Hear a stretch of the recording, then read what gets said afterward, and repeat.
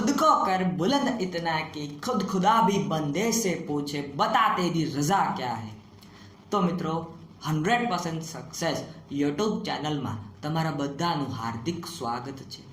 તો હું તમારી સમક્ષ લઈને આવી ગયો છું ભાઈ વિવિધ સંસ્થાઓ। તો ચાલો ખોટો સમય બરબાદ ન કરતા શરૂઆત કરીએ આજના આપણા આ વિડીયો લેક્ચરની। તમે થંબનેલમાં જોઈ રહ્યા છો એ મુજબ મિત્રો આપણે વિવિધ સંસ્થાઓ વિશે વાત કરવી છે અને એમાં પહેલી સંસ્થા કંઈક આવી છે, તમે જોયું છે ભાઈ NPCI, બરાબર। NPCI આ સંસ્થા છે મિત્રો, એક કંપની છે જે સરકાર હસ્તક છે, જે બેન્કિંગ સાથે સંકળાયેલી છે। તો ચાલો પહેલા એના વિશે માહિતી લઈ લઈએ। જોઈ રહ્યા છો national payments corporation of India, ફરીવાર ભાઈ NPCI, તો national payments corporation of India, ફરીવાર ભાઈ NPCI, national payments corporation of India. Full form પૂછાય છે, વારંવાર રિપીટ થાય છે, એટલા માટે વિડીયો જોતા જોતા જ તમને યાદ રહી જાય એટલે હું વારંવાર બોલતો હોઉં છું। મિત્રો જોઈ રહ્યા છો એનું ફૂલ ફોર્મ આપણે વાત કરીએ તો શુદ્ધ ગુજરાતીમાં ભારતીય રાષ્ટ્રીય ભુગતાન નિગમ। શુદ્ધ ગુજરાતીમાં તમને ઇંગ્લિશમાં ઓપ્શન ન પણ આપે, કારણ કે ભાઈ હવે પેટર્ન ફરતી જાય છે। હવે શું થાય છે, પેટર્ન પ્રશ્ન પૂછાવાની પેટર્ન આખી ફરતી જાય છે, એટલે તમને આવું પણ પૂછે ભારતીય રાષ્ટ્રીય ભુગતાન નિગમ, બરાબર। આ પણ પૂછે ભાઈ NPCI નું ફૂલ ફોર્મ શું છે, તો તમારે એ ફૂલ ફોર્મ લખવું પડે। તો યાદ રાખજો મિત્રો એની સ્થાપના ક્યારે થઈ હતી। NPCI ની સ્થાપના 2008માં મુંબઈ મુકામે થઈ હતી। ક્યાં થઈ હતી? મુંબઈ, એટલે કે એનું મુખ્ય મથક, એનું જે હેડક્વાર્ટર છે એ ક્યાં આવેલું છે? આવો પ્રશ્ન તમારી સમક્ષ આવે તો યાદ રાખજો ક્યાં આવેલું છે ભાઈ? બોમ્બે, મહારાષ્ટ્રમાં આવેલું છે। ફરીવાર ભાઈ national payments corporation of India, ભારતીય રાષ્ટ્રીય ભુગતાન નિગમ। વિડીયો જોતા જોતા યાદ રહી જવું જોઈએ, વિડીયો જોતા જોતા જ યાદ રહી જવું જોઈએ ભાઈ, પછી બીજા કંઈ ડબકા મારવા પડે નહીં। 2008માં એની સ્થાપના થઈ હતી। ક્યારે ભાઈ? 2008માં એની સ્થાપના થઈ હતી। મુખ્ય મથક હેડક્વાર્ટર પૂછાય તો બોમ્બે, બરાબર, મુંબઈમાં એનું હેડક્વાર્ટર આવેલું છે। મિત્રો આ સંસ્થા દ્વારા અમુક એપ વિકસાવવામાં આવેલી છે, ત્યારબાદ અમુક પ્રકારની જે સરકારી યોજનાઓ શરૂ છે એ આના હસ્તગત કાર્યરત છે। મિત્રો આ કામ શેમાં કરે તો બેન્કિંગ સાથે, બરાબર, બેન્કિંગ સાથે સંકળાયેલી આ સંસ્થા છે। બેન્કિંગની વિવિધ એપ બનાવે છે, જેમ કે ભીમ એપ કોણે બનાવી હતી? તો એ આણે જ બનાવી હતી, NPCI દ્વારા જ બનાવવામાં આવેલી હતી। જો મિત્રો આધાર એનબિલ્ટ પેમેન્ટ સિસ્ટમ આ કોના દ્વારા વિકસાવવામાં આવેલી છે? તો NPCI દ્વારા વિકસાવવામાં આવેલી છે। ભારત બિલ પેમેન્ટ સિસ્ટમ, ફરીવાર ભારત બિલ પેમેન્ટ સિસ્ટમ, તો એ પણ NPCI દ્વારા જ વિકસાવવામાં આવેલી છે। ત્યારબાદ CTS, આ CTS નું ફૂલ ફોર્મ પૂછાઈ ગયું ભાઈ, CTS ચેક ટ્રાન્ઝેક્શન સિસ્ટમ। જો શું કીધું છે ભાઈ? ચેક ટ્રાન્ઝેક્શન સિસ્ટમ, તો કોના દ્વારા વિકસાવવામાં આવેલું છે? તો આ પણ NPCI દ્વારા જ વિકસાવવામાં આવેલું છે। ફરીવાર Aadhaar enabled payment system, Bharat bill payment system, CTS નું ફૂલ ફોર્મ પૂછાઈ ગયું છે ભાઈ, ગઈ વખતની ઓડિટરમાં હતું, ચેક ટ્રાન્ઝેક્શન સિસ્ટમ। ત્યારબાદ IMPS એટલે કે ઇમિડિયેટ પેમેન્ટ સર્વિસ। ભાઈ IMPS નું ફૂલ ફોર્મ પૂછાય છે, IMPS નું ફૂલ ફોર્મ પૂછાય છે વારંવાર, તો યાદ રાખજો શું છે ભાઈ? ઇમિડિયેટ એટલે તાત્કાલિક, ભુગતાન એટલે પેમેન્ટ, બરાબર। ઇમિડિયેટ પેમેન્ટ સર્વિસ, જો સર્વિસ છે, બરાબર, અહીંયા સિસ્ટમ નથી, અહીંયા સર્વિસ છે, સિસ્ટમ નથી। ત્યારબાદ તમે ઓલું રૂપે કાર્ડ જોયું હોય, બરાબર, તમારું જે ડેબિટ કાર્ડ હોય ત્યાં લખ્યું હોય રૂપે, માસ્ટર કાર્ડ, આવું બધું અલગ અલગ હોય, તો રૂપે હોય ને, રૂપે, તો સમજી લેવાનું કે NPCI દ્વારા વિકસાવવામાં આવેલું છે આ ભાઈ, બરાબર, તો યાદ રાખજો ભાઈ। ત્યારબાદ ભીમ એપ, ભાઈ ભીમ એપ બહુ પ્રખ્યાત એપ છે, બરાબર, Bharat interface for money, Bharat interface for money, બરાબર, આ એપની ભાઈ જે બનાવનાર કંપની છે આ એનપીસીઆઈ છે, બરાબર. એનપીસીઆઈ દ્વારા જ ભીમ એપ વિકસાવવામાં આવી હતી. તમે જાણતા હશો ભાઈ અત્યારે ભીમ એપ 2.0 આ પણ આવી ગઈ છે, એનું બીજું વર્ઝન, બરાબર, બીજું વર્ઝન. તો એનપીસીઆઈ દ્વારા જ વિકસાવવામાં આવેલું છે ભીમ એપ. મિત્રો ત્યારબાદ તમે યુપીઆઈ વિશે સાંભળ્યું છે, બરાબર. યુપીઆઈ, તો યુપીઆઈ શું છે? આ ફૂલ ફોર્મ પણ પૂછાઈ ગયું, યુનિફાઈડ પેમેન્ટ્સ ઇન્ટરફેસ, બરાબર. ફરી વાર થાય, યુપીઆઈ નું full form unified payments interface, બરાબર. યુનિફાઈડ પેમેન્ટ ઇન્ટરફેસ આ યુપીઆઈ નું ફૂલ ફોર્મ છે. આ ફૂલ ફોર્મ યાદ રાખજો ભાઈ, પૂછાઈ શકે. તો ફરીવાર એક ફેરી એનપીસીઆઈ આખું ભાઈ તમારી સમક્ષ ઉતારું છું, યાદ રાખવાનો પ્રયત્ન કરજો. એનપીસીઆઈ એનું ફૂલ ફોર્મ યાદ રાખવું ભાઈ, national payments corporation of India. ત્યારબાદ એની સ્થાપના યાદ રાખવી 2008માં, કઈ જગ્યાએ? મુંબઈ મુકામે. ત્યારબાદ એના દ્વારા કઈ કામગીરી કરવામાં આવી છે એને પણ યાદ રાખવી, જેમ કે ભાઈ આધાર એનેબલ્ડ પેમેન્ટ સિસ્ટમ, બરાબર. તમે આધાર કાર્ડમાં અંગૂઠો મૂકો તમને પૈસા જે મળે છે ને 2000 રૂપિયા લેવા જતા હશે ઘણા લોકો, એને ખ્યાલ હશે, બરાબર. તો એ આ સિસ્ટમ અંતર્ગત કાર્યરત છે. ત્યારબાદ ભારત બિલ પેમેન્ટ સિસ્ટમ એ વિકસાવેલી છે.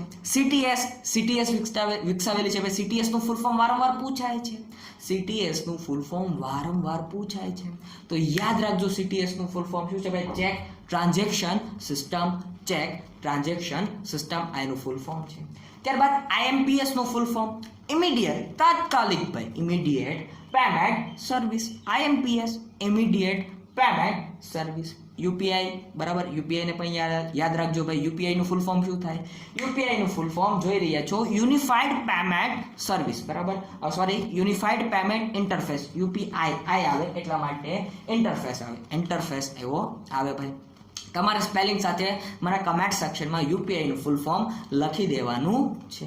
ત્યારબાદ ભીમ એપ ભાઈ, Bhim app Bharat interface for money આ વિકસાવી કોણે? તો એનપીસીઆઈ દ્વારા. અને રૂપે કાર્ડ, બરાબર. રૂપે કાર્ડ જોજો ભાઈ, તમારી પાસે જો એટીએમ કાર્ડ હોય ને તો ત્યાં રૂપે કાર્ડ લખ્યું હશે, તો એ પણ આના દ્વારા જ વિકસાવવામાં આવેલી છે. ત્યારબાદ મિત્રો આપણી જે ખૂબ જ આઈએમપી એવી સંસ્થા તો એ છે ભાઈ આઈસીએઆઈ, બરાબર. આઈસીએઆઈ એનું ફૂલ ફોર્મ શું થાય છે? Institute of chartered accountants of India. ફરીવાર ભાઈ, institute of chartered accountants of India. ફરીવાર રિપીટ કરાવું છું કારણ કે આ ફૂલ ફોર્મ પૂછાય છે. ઇન્સ્ટિટ્યૂટ ઓફ ચાર્ટર્ડ, જો ચાર્ટર્ડ, બરાબર, અકાઉન્ટન્ટ્સ ઓફ ઇન્ડિયા. તો આઈસીએઆઈ આ એનું ફૂલ ફોર્મ છે. શું છે ભાઈ? આઈસીએઆઈ નું ફૂલ ફોર્મ શું થાય? Institute of chartered accountants of India. એને શુદ્ધ ગુજરાતીમાં શું કહેવાય? તો ભારતીય સનદી લેખાકાર સંસ્થાન. ફરીવાર ભાઈ, ભારતીય સનદી લેખાકાર સંસ્થાન. મિત્રો એની સ્થાપના 1 જુલાઈ 1949 માં થઈ હતી. ક્યારે થઈ હતી? 1 જુલાઈ 1949 ના રોજ ભાઈ આઈસીએઆઈ ની સ્થાપના થઈ હતી. જો નામ પણ યાદ રહી જાય, ICAI institute of chartered accountants of India. શુદ્ધ ગુજરાતીમાં શું કહેવાય? ભારતીય સનદી લેખાકાર સંસ્થાન. શું કહેવાય ભાઈ? ભારતીય સનદી લેખાકાર સંસ્થાન. તો યાદ રાખજો ભાઈ, આ પૂછાઈ શકે. મિત્રોનું મુખ્ય મથક, એનું મુખ્ય મથક ન્યૂ દિલ્હી ખાતે સ્થિત છે. ક્યાં સ્થિત છે ભાઈ? ન્યૂ દિલ્હી ખાતે એનું મુખ્ય મથક સ્થિત છે. મિત્રો હાલ એના અધ્યક્ષ કોણ છે? હાલ એના અધ્યક્ષ કોણ છે તમારે મને કમેન્ટ સેક્શનમાં કહેવાનું છે, બરાબર. કારણ કે ભાઈ અધ્યક્ષ બદલાતા રહેતા હોય એટલે અધ્યક્ષ મેં લખ્યા નથી, પરંતુ આ તમારું કામ છે, બરાબર. એ તમારે મને કમેન્ટ સેક્શનમાં કમેન્ટ કરીને કહેવાનું છે. મિત્રો સીએ ની જે ડિગ્રી આવે છે, ચાર્ટર્ડ અકાઉન્ટન્ટ, બરાબર, ચાર્ટર્ડ અકાઉન્ટન્ટની જે ડિગ્રી આવે છે એ આ સંસ્થા દ્વારા ભાઈ એનાયત કરવામાં આવતી હોય છે, એ પણ યાદ રાખજો. માન્યતા આપે ભાઈ, નિયમન કરે, બરાબર. સીએ ના જે એસોસિએશન હોય એનું નિયમન કરે ભાઈ, નિયમો બનાવે, નિયમનકારી સંસ્થા પણ છે આ. અકાઉન્ટિંગ સ્ટાન્ડર્ડ એએસ, જેનો વિડીયો ટૂંક જ સમયમાં આવશે ભાઈ, અકાઉન્ટિંગ સ્ટાન્ડર્ડ એ પણ આ આઈસીએઆઈ લોન્ચ કરે છે. તો ફરીવાર ભાઈ આઈસીએઆઈ નું ફૂલ ફોર્મ થઈ જાય ભાઈ institute of chartered accountants of India. ફરીવાર ભાઈ institute of chartered accountants of India આ એનું ફૂલ ફોર્મ છે. 1 જુલાઈ 1949 1 જુલાઈ 1949 ના રોજ ભાઈ આ સંસ્થાની સ્થાપના થઈ હતી. મિત્રો આ દિવસ યાદ આવ્યો હશે તમને, કેમ કે મારા વિડીયો તમે જોયા જ હશે, તો આ દિવસ યાદ તમને અવશ્ય આવ્યો હશે. 1 જુલાઈનો દિવસ મિત્રો આ જીએસટી દિવસ, બરાબર, જીએસટી દિવસ તરીકે પણ ઉજવાય છે. ત્યારબાદ 1 જુલાઈનો દિવસ ડૉક્ટર દિવસ તરીકે પણ ઉજવાય છે. ત્યારબાદ 1 જુલાઈનો દિવસ એસબીઆઈની સ્થાપના દિવસ તરીકે પણ ઉજવાય છે. ત્યારબાદ 1 જુલાઈનો દિવસ સીએ દિવસ તરીકે પણ ઉજવાય છે. જોયું ને, એક દિવસ કેટલા દિવસોમાં ઉજવાય ભાઈ? તો બધી ડિટેલ્સ તમારી પાસે હોવી જોઈએ ભાઈ, તો જ તમે આ જે કોમ્પિટિટિવ એક્ઝામનું ફિલ્ડ છે એમાં ટકી શકો અને તમારી જે ગોલ છે એને પામી શકો. યાદ રાખજો ભાઈ આવું બધું. ત્યારબાદ મિત્રો નવો એક ટોપિક લઈએ તો income tax department. Income tax department મિત્રો ડાયરેક્ટ ટેક્સની જે ઉઘરાણી માટે ઇન્કમ ટેક્સ ડિપાર્ટમેન્ટની સ્થાપના થઈ ભાઈ. ડાયરેક્ટ ટેક્સીસ હોય ને એની ઉઘરાણીનું કામ આ ઇન્કમ ટેક્સ ડિપાર્ટમેન્ટ કરતું હોય. 1860માં મિત્રો જોઈ રહ્યા છો, 1860માં એટલે કે અંગ્રેજોના કાળ, બરોબર, અંગ્રેજોનું શાસન હતું એ વખતે આ ઇન્કમ ટેક્સ ડિપાર્ટમેન્ટની સ્થાપના કરવામાં આવી હતી 1860માં. ઇન્કમ ટેક્સ એક્ટ 1960માં આવ્યો, બરાબર, 1960માં આવ્યો. યસ, ઇટ્સ ઓકે, તમને ખ્યાલ છે, પરંતુ એનો અમલ મિત્રો એનો અમલ ક્યારથી થયો આવો પૂછાય છે. તો 1 એપ્રિલ 1962 થી ઇમ્પ્લિમેન્ટ, બરાબર, ઇમ્પ્લિમેન્ટ 1962 થી બાય ઇન્કમ ટેક્સ ડિપાર્ટમેન્ટ, બરાબર. ડાયરેક્ટ ટેક્સીસની ઉઘરાણી માટેનું આ ખાતું છે જેની સ્થાપના 1860માં થઈ. ઇન્કમ ટેક્સ એક્ટ 1960માં આવ્યો, જેનું અમલીકરણ 1 એપ્રિલ 1962 થી થયું. ક્યારથી થયું ભાઈ? 1 એપ્રિલ 1962 થી જેનું ઇમ્પ્લિમેન્ટ અમલીકરણ થયું. ત્યારબાદ તમે જોઈ રહ્યા છો સીબીડીટી. તો મિત્રો આ સંસ્થા છે એની સાથે સંકળાયેલી છે central board of direct taxes. ફરીવાર central board of direct taxes ભાઈ આ સીબીડીટી નું ફૂલ ફોર્મ છે. આ ફૂલ ફોર્મ પૂછાઈ ગયું છે ભાઈ ગુજરાત ગૌણ સેવા પસંદગી મંડળની હમણાંની જ, મતલબ કે વાત કરીએ તો લોકડાઉન પહેલાની એક્ઝામમાં જ આ ફૂલ ફોર્મ પૂછાઈ ગયું હતું, તો યાદ રાખજો. મિત્રો એનું મુખ્ય મથક ક્યાં આવેલું છે? તો ન્યૂ દિલ્હી ખાતે એનું મુખ્ય મથક આવેલું છે, બરાબર. મુખ્ય મથક ક્યાં આવેલું છે? ન્યૂ દિલ્હી ખાતે આવેલું છે. યાદ રાખવું ભાઈ, મુખ્ય મથક પણ પૂછાઈ શકે. મિત્રો વર્તમાનમાં એના અધ્યક્ષ કોણ છે? સીબીડીટીના અધ્યક્ષ કોણ છે એ તમારે મને કમેન્ટ સેક્શનમાં કમેન્ટ કરીને જણાવવાનું છે. હું જાણું જ છું, છતાં તમે કમેન્ટ સેક્શનમાં કમેન્ટ કરશો ને તો તમને ખ્યાલ પડશે, એટલા માટે હું કમેન્ટ કરવાનું કહેતો હોઉં છું વારંવાર. તો યાદ રાખજો ભાઈ, સીબીડીટી નું full form central board of direct taxes છે. ન્યૂ દિલ્હી ખાતે એનું મુખ્ય મથક આવેલું છે. બસ આટલી ડિટેલ એમાં ઇનફ છે. ત્યારબાદ ઇન્સોલન્સી and bankruptcy board of India. મિત્રો બેન્કરપ્ટ મતલબ કે જે દેવાળો ફૂંકી દે, બરાબર, એમના માટેનું આ સ્પેશિયલ છે 1 ઓક્ટોબર 2016 ના રોજ, બરાબર, એ યાદ રાખજો. ત્યારબાદ ન્યૂ દિલ્હી એનું મુખ્ય મથક છે, એ પણ યાદ રાખજો. તો મિત્રો આપણે બીજી સંસ્થાઓને પણ ભણવી છે, તો ચાલો બીજી સંસ્થા જોઈએ. પીએફઆરડીએ. આ પીએફઆરડીએ સંસ્થાનું ફૂલ ફોર્મ કેટલી વાર એક્ઝામમાં પૂછાઈ ગયું, તો ફૂલ ફોર્મ યાદ રાખજો, pension fund regulatory and development authority. ફરીવાર ભાઈ, પીએફઆરડીએ આનું ફૂલ ફોર્મ શું થાય છે? યાદ રાખજો, pension fund regulatory and development authority. આની સ્થાપના ક્યારે થઈ આવો પ્રશ્ન પૂછાય તો 23 ઓગસ્ટ 2003ના રોજ આની સ્થાપના થઈ. મિત્રો મુખ્ય મથક ક્યાં આવેલું છે? તો ન્યૂ દિલ્હી ખાતે આ પીએફઆરડીએનું મુખ્ય મથક આવેલું છે. હવે આની કામગીરી શું ભાઈ? આ સંસ્થા શું કામ સ્થાપવામાં આવી? તો તમે જોઈ રહ્યા છો પેન્શનને લગતી કામગીરી ભાઈ.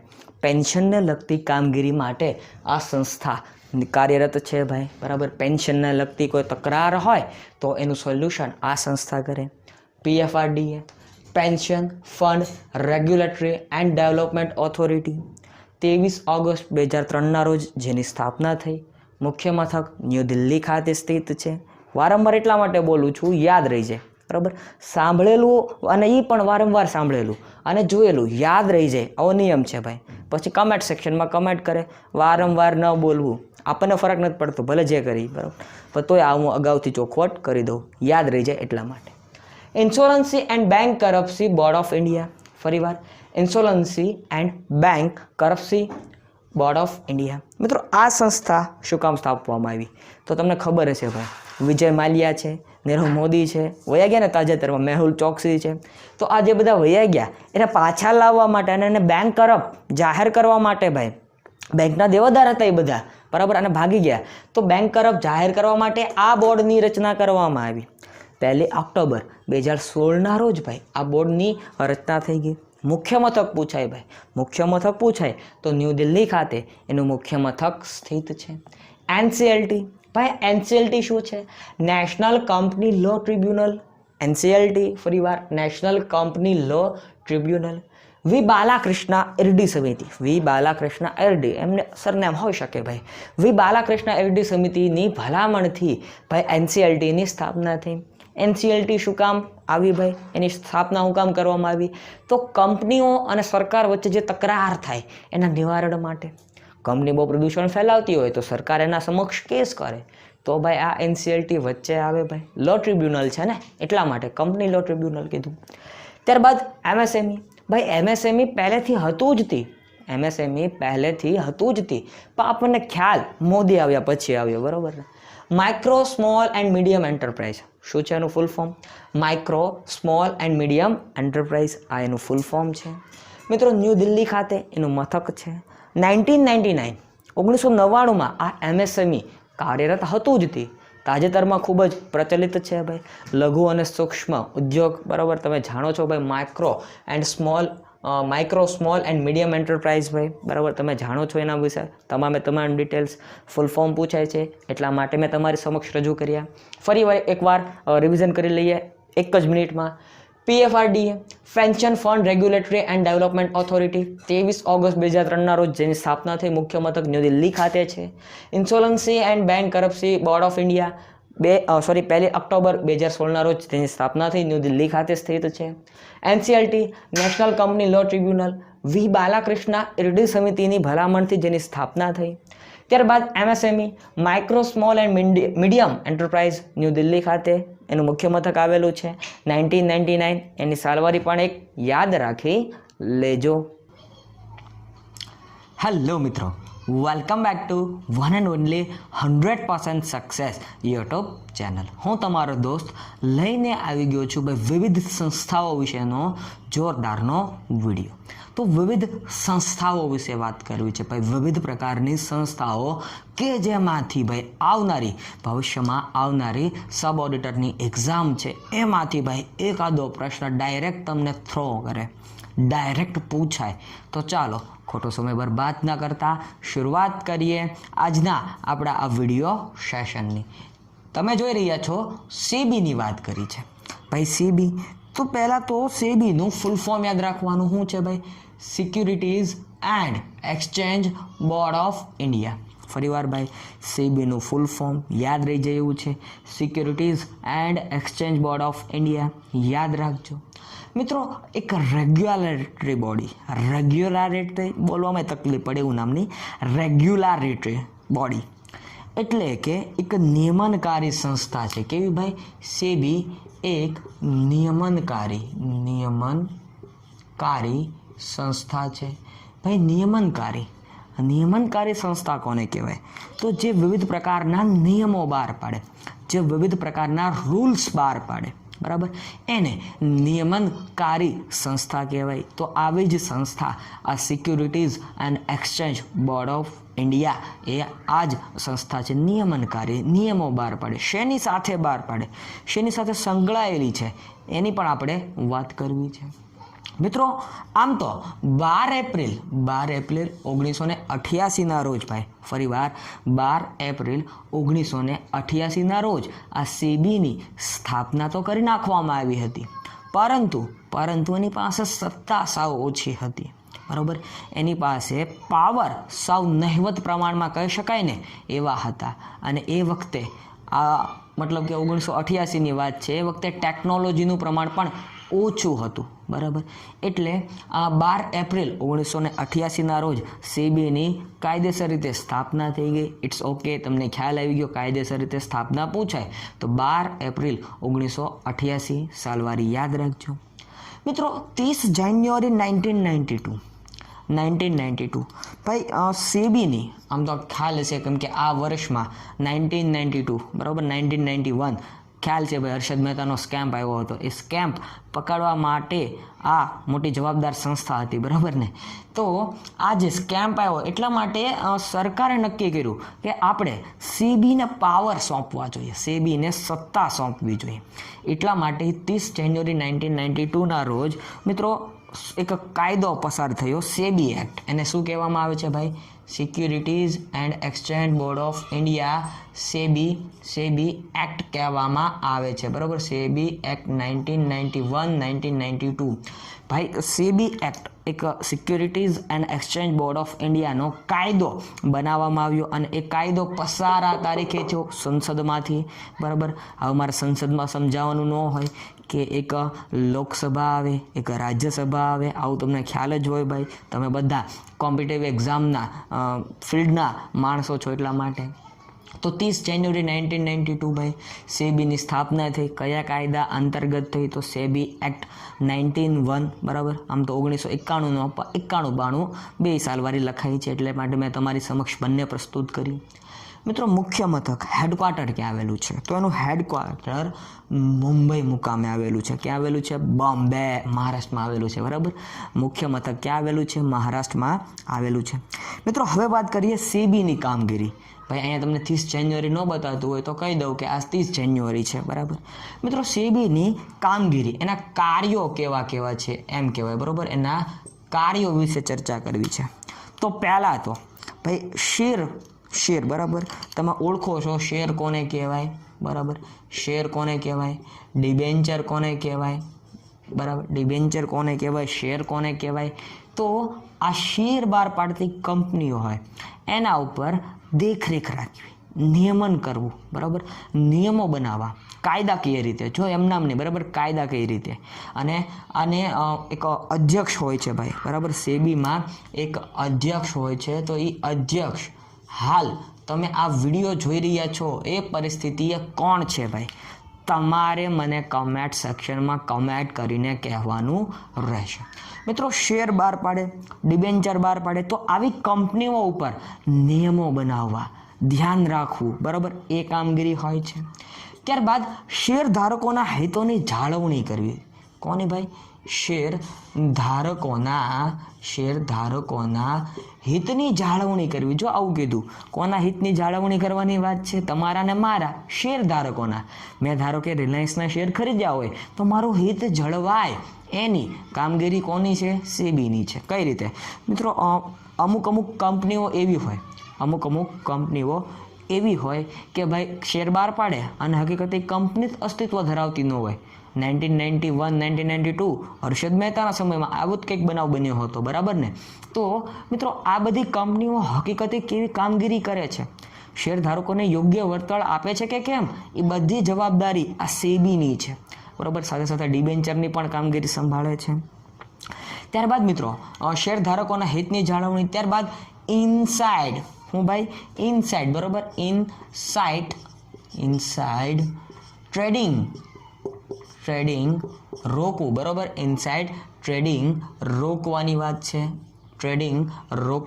છે. ભાઈ ઇનસાઇડ ટ્રેડિંગ તો કોને કહેવાય? ઇનસાઇડ ટ્રેડિંગ કોને કહેવાય? ભાઈ ધારો કે હું કંપનીનો સંચાલક છું, બરાબર. હું ડીએસએફએલ કંપનીનો સંચાલક છું. હવે ડીએસએફએલ કંપનીએ સારા એવા શેર બહાર પાડ્યા, બરાબર. કંપની સારી છે એટલે સારા એવા શેર બહાર પાડ્યા અને હું કહી દઉં મારા અંગત સંબંધીને અથવા મારા સ્ટાફમાંથી કે ભાઈ તમે લોકો આ કંપનીના શેર ખરીદી લેજો, તો આને શું કહેવાય? ઇનસાઇડ, બરાબર. અંદર સમજી ગયા, ઇનસાઇડ ટ્રેડિંગ કહેવાય. તો આ ઇનસાઇડ ટ્રેડિંગ રોકવાની સંપૂર્ણ જવાબદારી કોની છે ભાઈ? સેબીની છે. એટલા માટે જ એનું અસ્તિત્વ બરાબર, એટલા માટે જ એને બનાવવામાં આવી, આમ તો એમ કહી શકાય. અને બહુ મોટો દંડ પણ આપે છે ભાઈ. અમને તાજેતરમાં જ થી ભાઈ રિલાયન્સ અને વેદાંતા આ બે કંપનીને દંડ આપવામાં જ આવ્યા. શું કામ? કારણ કે આ રીતે ઇનસાઇડ ટ્રેડિંગ કર્યું હતું એટલા માટે. તો એ પણ એક યાદ રાખજો. ફરીવાર સેબીને આપણે રિપીટ કરીશું એ પહેલાં એક બીજી આવી નિયમનકારી સંસ્થા જોઈ લઈએ. અને એ સંસ્થા તમે જોઈ રહ્યા છો ઇરડા છે. કઈ છે ભાઈ? ઇરડા. તો ઇરડાનું ફૂલ ફોર્મ યાદ રાખવાનું. ઇરડાનું ફૂલ ફોર્મ યાદ રાખવાનું. Insurance regulatory and development authority. જો શું કીધું છે? વીમા ક્ષેત્ર માટે નિયમનકારી સંસ્થા.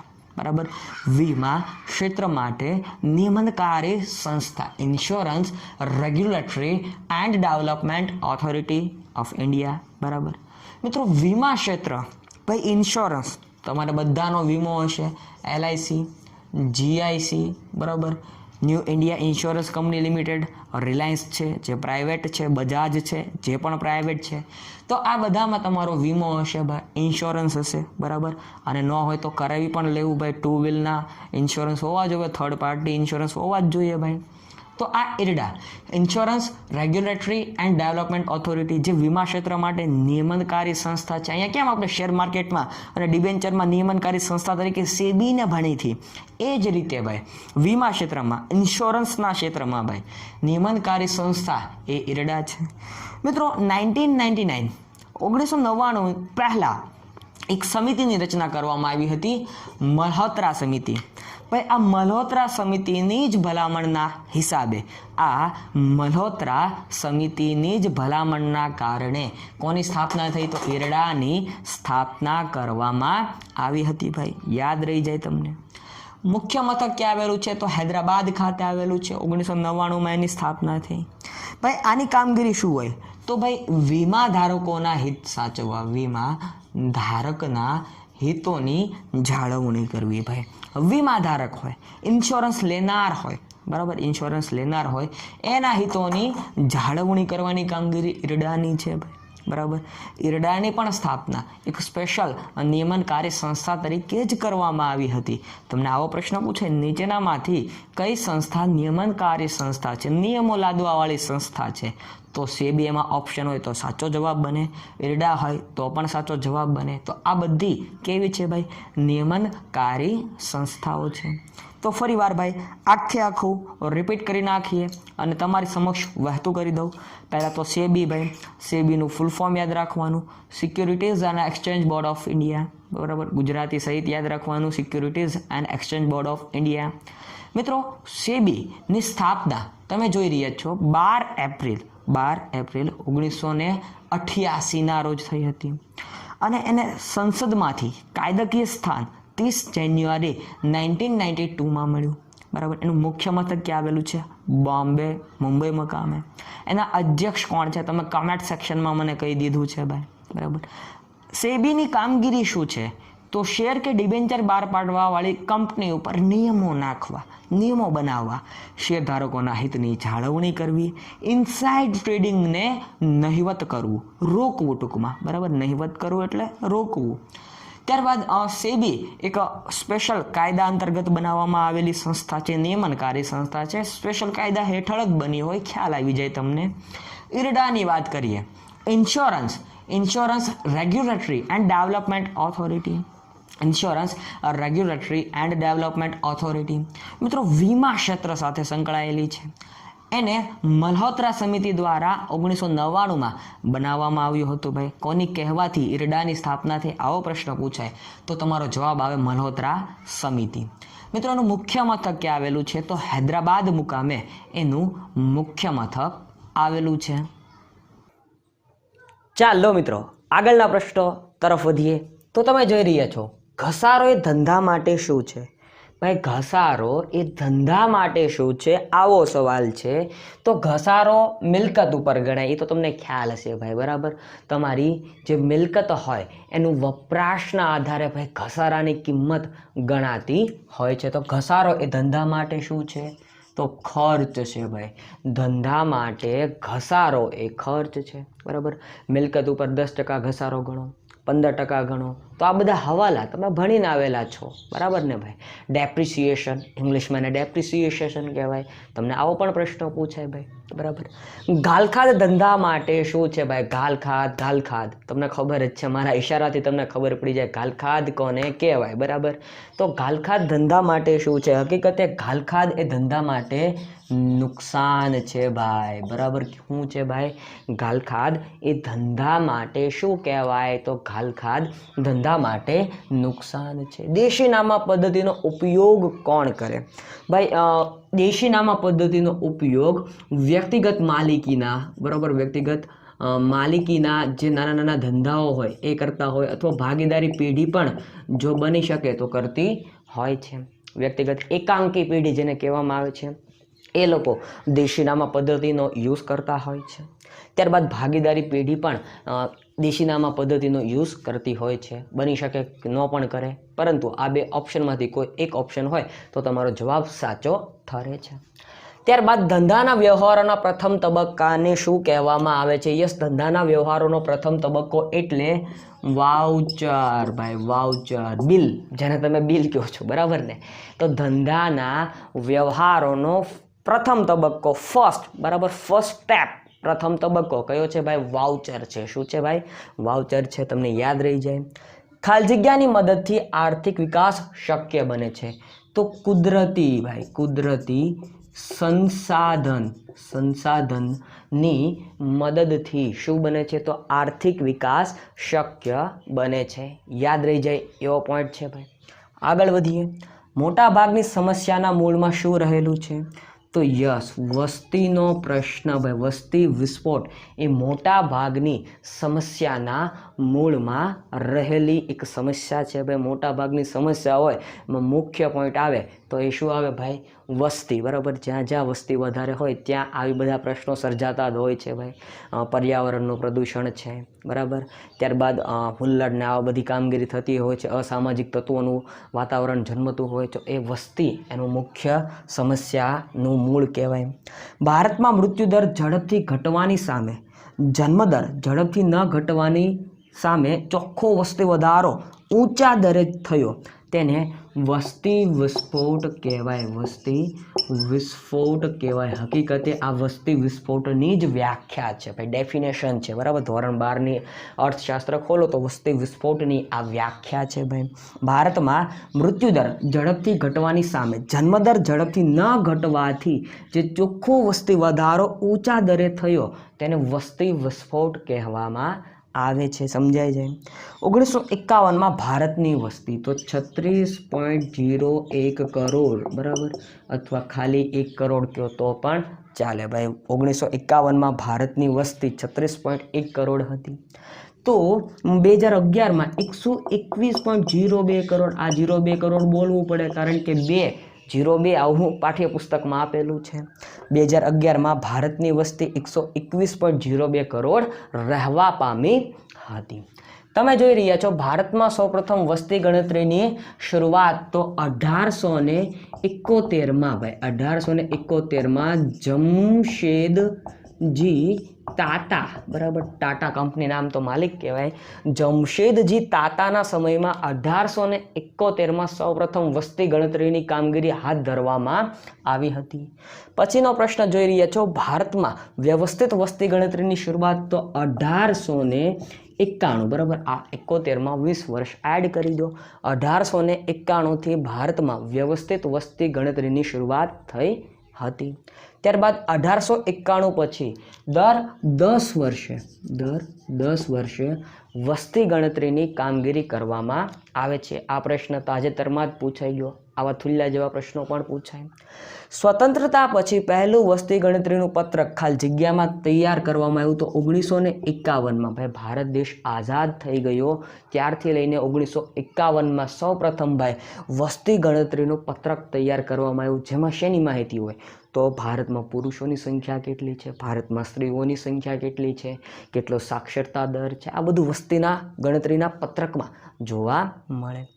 મહાન વિભાજક વર્ષ અથવા મહાવિભાજક વર્ષ તરીકે કયા વર્ષને ઓળખવામાં આવે છે? તો 1921ના વર્ષને મહાવિભાજક વર્ષ અથવા મહાન વિભાજક વર્ષ તરીકે ઓળખવામાં આવે છે. આ મહાન શબ્દ પાઠ્યપુસ્તકમાં છે એટલા માટે મેં અહીં મહાન શબ્દ લખ્યો છે. સૌથી વધુ વસ્તી ભાઈ તો જાણો છો ચીનમાં છે ભાઈ. વિશ્વમાં સૌથી વધુ વસ્તી ધરાવતો દેશ ચીન છે, ચાઇના છે.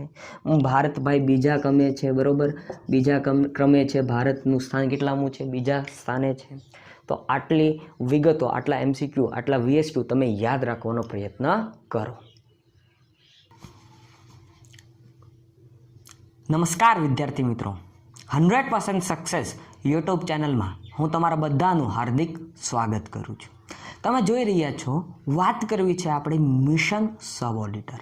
તો મિશન સબ ઓડિટર સાથે સંકળાયેલી વિગતોની ચર્ચા કરવી છે અને ડેઈલી થોડાક પ્રશ્નોનું સોલ્યુશન તમારી સમક્ષ આવી રીતે વિડીયો સ્વરૂપે આવ્યા કરે છે, બરાબર. જેમાં આપણે 10 જેટલા ક્વેશ્ચનનું ડેઈલી ડીપમાં સોલ્યુશન કરવાની સિરીઝ સ્વરૂપે આ વિડીયો આખી સિરીઝને લોન્ચ કરીશું. તમે જોઈ રહ્યા છો, તમારી સ્ક્રીન ઉપર તમને બતાવી રહ્યું છે પ્રશ્નો છે, એના જવાબ આપણે જાણવાના છે. તો જોઈએ, જ્યારે નાણું માધ્યમ તરીકે અસ્તિત્વ ધરાવતું ન હતું, યસ મિત્રો, જો શું કીધું છે કે જ્યારે નાણાંનું માધ્યમ તરીકે અસ્તિત્વ ન હતું ત્યારે કઈ પ્રથા અસ્તિત્વ ધરાવતી હતી ભાઈ? તો ત્યારે મિત્રો, ત્યારે તમને યાદ હશે ભાઈ, સાટા પ્રથા, બરાબર. સાટા પ્રથા અસ્તિત્વ ધરાવતી હતી.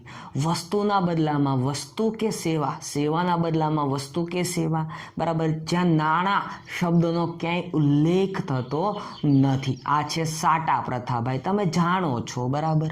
તો યાદ રાખજો, જ્યારે નાણાંનું માધ્યમ તરીકે અસ્તિત્વ જ ન હતું ત્યારે કઈ પ્રથા હતી? સાટા પ્રથા હતી. બાર્ટર સિસ્ટમ જેને કહેવામાં આવે છે, અથવા તો એક બીજું નામ પણ છે ભાઈ, બદલા પદ્ધતિ. બદલા પદ્ધતિ, તો આ પણ યાદ રાખજો ભાઈ. આ સંપૂર્ણ પાઠ્યપુસ્તક આધારિત વિડીયોની સિરીઝ છે, એ પણ કહી દઉં તમને. ચાલો આગળ વધીએ. ભારતના આર્થિક ઇતિહાસકાર ખાલી જગ્યાનો અર્થશાસ્ત્રનો ઉલ્લેખ હિસાબી પદ્ધતિનું અસ્તિત્વ અને મહત્વ સમજાવે છે. યસ મિત્રો, જ્યારે ભારતીય આર્થિક ઇતિહાસકારોની વાત થાય તો આપણે એક નામ કેમ ભૂલાય, અને એ છે, તમે જાણો છો ભાઈ, કૌટિલ્ય, બરાબર. કૌટિલ્ય, ચાણક્ય, વિષ્ણુગુપ્ત, આ બધા એના બીજા નામ છે ભાઈ, બરાબર. તો તમને આવું કીધું છે કે ભારતના આર્થિક ઇતિહાસકાર કૌટિલ્યના અર્થશાસ્ત્રનો ઉલ્લેખ હિસાબી પદ્ધતિનું અસ્તિત્વ અને મહત્વ સમજાવે છે. યસ મિત્રો, કૌટિલ્યનું પુસ્તક છે અર્થશાસ્ત્ર, ઇકોનોમિક્સ, બરાબર. આ પુસ્તકમાં એણે હિસાબી પદ્ધતિ વિશેની પણ ચર્ચા કરેલી છે ભાઈ. તો તમને ખ્યાલ જ હશે ભાઈ, અર્થશાસ્ત્ર પુસ્તક કોનું છે? પ્રશ્ન પૂછાઈ ચૂકેલો છે, બરાબર ને. હવે મારે એને કંઈ બહુ ડીપમાં લઈ જવાનો હોય નહીં. ચાલો આગળ વધીએ. હિસાબી પદ્ધતિનો ઉલ્લેખનો શ્રેય કોના ફાળે જાય છે? યસ મિત્રો, આ જાણવા જેવો પ્રશ્ન, બરાબર. હિસાબી પદ્ધતિના ઉલ્લેખનો શ્રેય કોના ફાળે જાય છે? તો લુકા પેસિઓલી, બરાબર. લુકા પેસિઓલી જે ઇટાલીના વતની છે ભાઈ. તમે લુકા પેસિઓલીનો તો આખો ઇતિહાસ ચાવીને કાઢ્યો હશે, કારણ કે એમાંથી પ્રશ્ન આવશે. આ જાણવા માટે તમને ઉત્સુકતા હોય અને પ્રશ્ન વિશે તમે વાત કરી જ હોય, એટલા માટે આ તમને ખબર જ હોય ભાઈ. હિસાબી પદ્ધતિનો ઉલ્લેખનો શ્રેય કોના ફાળે જાય? તો લુકા પેસિઓલીના ફાળે જાય, બરાબર. તમે લુકા પેસિઓલીને તો ઓળખો જ છો. દ્વિનોંધી પદ્ધતિના જનક જેને ગણવામાં આવે છે એ છે આ લુકા પેસિઓલી. હકીકતે એ તો મેથેમેટિશિયન હતા, મતલબ કે ગણિતશાસ્ત્રી હતા, છતાં એણે અકાઉન્ટના નિયમો આપ્યા. એ પણ ડબલ એન્ટ્રી સિસ્ટમ આવે તે ઉધાર, જાય તે જમા, લેનાર ખાતે ઉધારો, આપનાર ખાતે જમા કરો, નુકસાન કે ખર્ચને ઉધારો, પછી આવક લાભને જમા કરો. તો આ જે 3 નિયમો તમે ભણો છો એ આની દેન છે ભાઈ, બરાબર ને. યાદ હશે તમને દ્વિનોંધી નામા પદ્ધતિના જનક લુકા પેસિઓલી. ત્યારબાદ મિત્રો, તાજેતરમાં એક્ઝામ લેવાની, એમાં આ ફૂલ ફોર્મ પૂછાઈ ગયું, બરાબર. આ ફૂલ ફોર્મ પૂછાઈ ગયું અને ઘણા લોકોને તકલીફ પડી ગઈ હતી ભાઈ. AAA આનું ફૂલ ફોર્મ શું થાય? American accounting association. ફરીવાર ભાઈ, અમેરિકન અકાઉન્ટિંગ એસોસિએશન. ભાઈ સ્પેલિંગ સહિત લખી નાખ્યું, મારથી મિસ્ટેક થાય, મને નથી આવડતું એટલે ઇંગ્લિશ, બરાબર, એટલે મેં સ્પેલિંગ સહિત પહેલાથી જ લખી દીધું ભાઈ. અમેરિકન અકાઉન્ટિંગ એસોસિએશન યાદ રાખજો ભાઈ, પૂછાઈ ગયેલું છે. ત્યારબાદ ASC આ શું છે? તો અમેરિકન સ્ટાન્ડર્ડ કાઉન્સિલ, બરાબર, અહીંયા તમને જે આપેલો છે સી કાઉન્સિલનો છે. અમેરિકન અકાઉન્ટિંગ સ્ટાન્ડર્ડ એક પૂછાઈ ગયું અમેરિકાનું, તો બીજું આપણે યાદ રાખવું જોઈએ, એટલા માટે મેં અહીં તમારી સમક્ષ પ્રસ્તુત કર્યું છે ભાઈ. AAA American accounting association. ત્યારબાદ ASC અમેરિકન સ્ટાન્ડર્ડ્સ કાઉન્સિલ યાદ રાખજો ભાઈ, પૂછાઈ ચૂકેલું છે.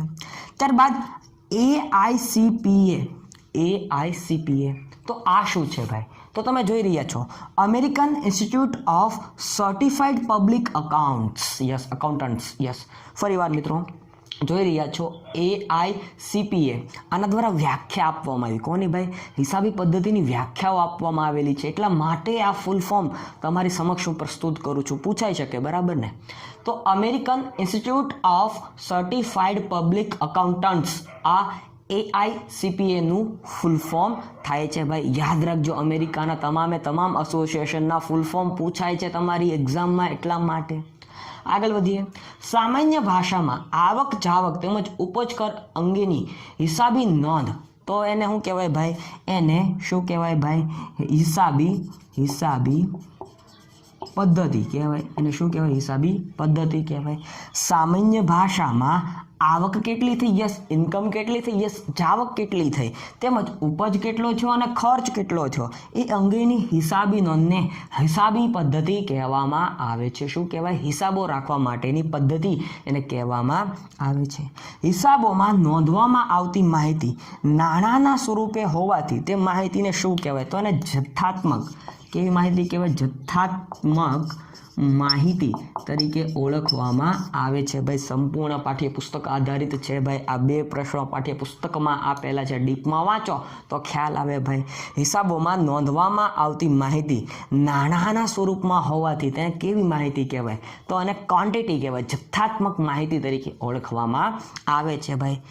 આગળ વધીએ. સેબી. તો સેબી વિશે તો તમે બધું જાણો છો ભાઈ, અને મારા વિડીયો જોયા હોય તો બધી ડિટેલ મળી જ રહે ભાઈ. Securities and exchange board of India. Securities and exchange board of India, અહીંયા ભાઈ જ આવે બહુવચન છે, બરોબર. Securities and exchange board of India ભાઈ, સેબીનું ફૂલ ફોર્મ પૂછાય, તમને આવડે જ તી ભાઈ. ત્યારબાદ the institute of chartered accountants of India. Yes, આના વિશે પણ આપણે ચર્ચા કરી જ ચૂક્યા છીએ.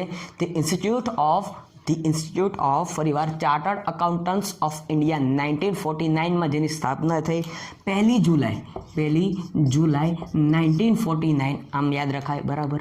અને આ દિવસે ભાઈ GST દિવસ તરીકે ઉજવાય છે, CA દિવસ તરીકે ઉજવાય છે, ડૉક્ટર દિવસ તરીકે ઉજવાય છે. તમે બધું જાણો છો હવે તો, બરાબર ને?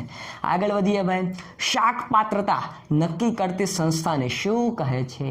યસ મિત્રો, શાખ પાત્રતા તમારી ક્રેડિટ કેટલી છે, બરાબર. તમે કોઈ પાસેથી પૈસા ઉછીના લો તો તમે એને આપી શકવાની તમારી ક્ષમતા કેટલી છે એ જાણવા માટે જે શાખ પાત્રતા નક્કી કરતી સંસ્થાઓ છે એને શું કહેવાય? તો એને ઇંગ્લિશમાં ક્રેડિટ રેટિંગ એજન્સી કહેવાય. શું કહેવાય ભાઈ? ક્રેડિટ રેટિંગ એજન્સી કહેવામાં આવે છે. યાદ રહી જાય, ક્રેડિટ રેટિંગ એજન્સીસ કહેવામાં આવે છે.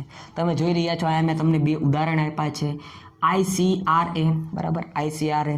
ત્યારબાદ CRISLIL, બરાબર. તો આ ક્રેડિટ રેટિંગ એજન્સી છે. ત્યારબાદ તમે ઓલું કહેતા નથી તમારો સિબિલ કોડ ઓછો છે, બજાજનું કાર્ડ લેવા જાઓ તો કે સિબિલ કોડ ઓછો છે, તો આ સિબિલ શું છે ભાઈ? ક્રેડિટ રેટિંગ એજન્સી જ છે. શું છે ભાઈ? ક્રેડિટ રેટિંગ એજન્સી છે. તો યાદ રહી ગયું હશે. ત્યારબાદ નાના છોકરાઓ, મતલબ કે 11મા ધોરણમાં ભણતા હોય એવા પ્રશ્નો, બરાબર. ધંધાના માલિક દ્વારા ધંધો શરૂ કરવા માટે જે રોકાણ કરવામાં આવે છે એને શું કહેવાય? યસ, એને મૂડી કહેવાય. શું કહેવાય? એને મૂડી કહેવામાં આવે છે. ઇટ ઇઝ કોલ્ડ કેપિટલ, બરાબર. એ ધંધાનો માલિક ધંધાની શરૂઆતમાં લાવતો હોય છે અને વચ્ચે પણ લાવતો હોય છે, બરાબર. માલિક લાવે એટલે એને મૂડી કહેવામાં આવે છે. ધંધા દ્વારા ઉધાર ખરીદેલ માલ મિલકત કે સેવા અંગેની ચૂકવા પાત્ર રકમ અથવા ઉછીના લીધેલ નાણાં પરત કરવા પાત્ર રકમને શું કહેવામાં આવે છે? યસ, આને મિત્રો જવાબદારી કહેવાય. શું કહેવાય? જવાબદારી કહેવાય છે, રિસ્પોન્સિબિલિટી નહીં. રિસ્પોન્સિબિલિટી તો કહેવાય જ હતી, પણ આને અકાઉન્ટની ભાષામાં લિયાબિલિટીઝ કહેવાય. શું કહેવાય? લિયાબિલિટી કહેવામાં આવે છે. ફરીવાર, ધંધા દ્વારા ઉધાર ખરીદેલ માલ મિલકત કે સેવા અંગેની ચૂકવા પાત્ર રકમ અથવા ઉછીના લીધેલા નાણાં, ઉછીના નાણાં ક્યાંકથી લીધા હોય, બરાબર, તો એ પરત કરવા પાત્ર રકમ હોય એને એક નામ આપવામાં આવે છે લિયાબિલિટી, જવાબદારી તરીકે ઓળખવામાં આવે છે. જે જવાબદારી ધંધાએ એક વર્ષમાં ચૂકવવાની હોય તેને શું કહેવાય? તો એને ચાલુ જવાબદારી કહેવાય. શું કહેવાય? ચાલુ જવાબદારી કહેવામાં આવે છે. શું કહેવાય ભાઈ? કરંટ લિયાબિલિટી. બરોબર, ચાલુ જવાબદારી કહેવામાં આવે છે, કરંટ લિયાબિલિટી કહેવામાં આવે છે. બિનચાલુ જવાબદારીમાં શેનો સમાવેશ થાય? તો બેંક લોન છે, ડિબેન્ચર છે, બિનચાલુ છે, મતલબ કે લાંબા સમય સુધી હોય. કાંઈ બેંકનો લોન 1 વર્ષમાં ન પતે, 5 વર્ષ 3 વર્ષ લિમિટેશન હોય, બરાબર, એટલે આ લાંબા સમયની છે, લોંગ ટર્મની છે. જ્યારે આ ટૂંકા ગાળાની છે, 1 વર્ષની અંદર જો આપેલું છે 1 વર્ષની અંદર ચૂકવવા પાત્ર થતી હોય છે. તો મિત્રો આટલા VSQ તમે યાદ કરીને રાખો.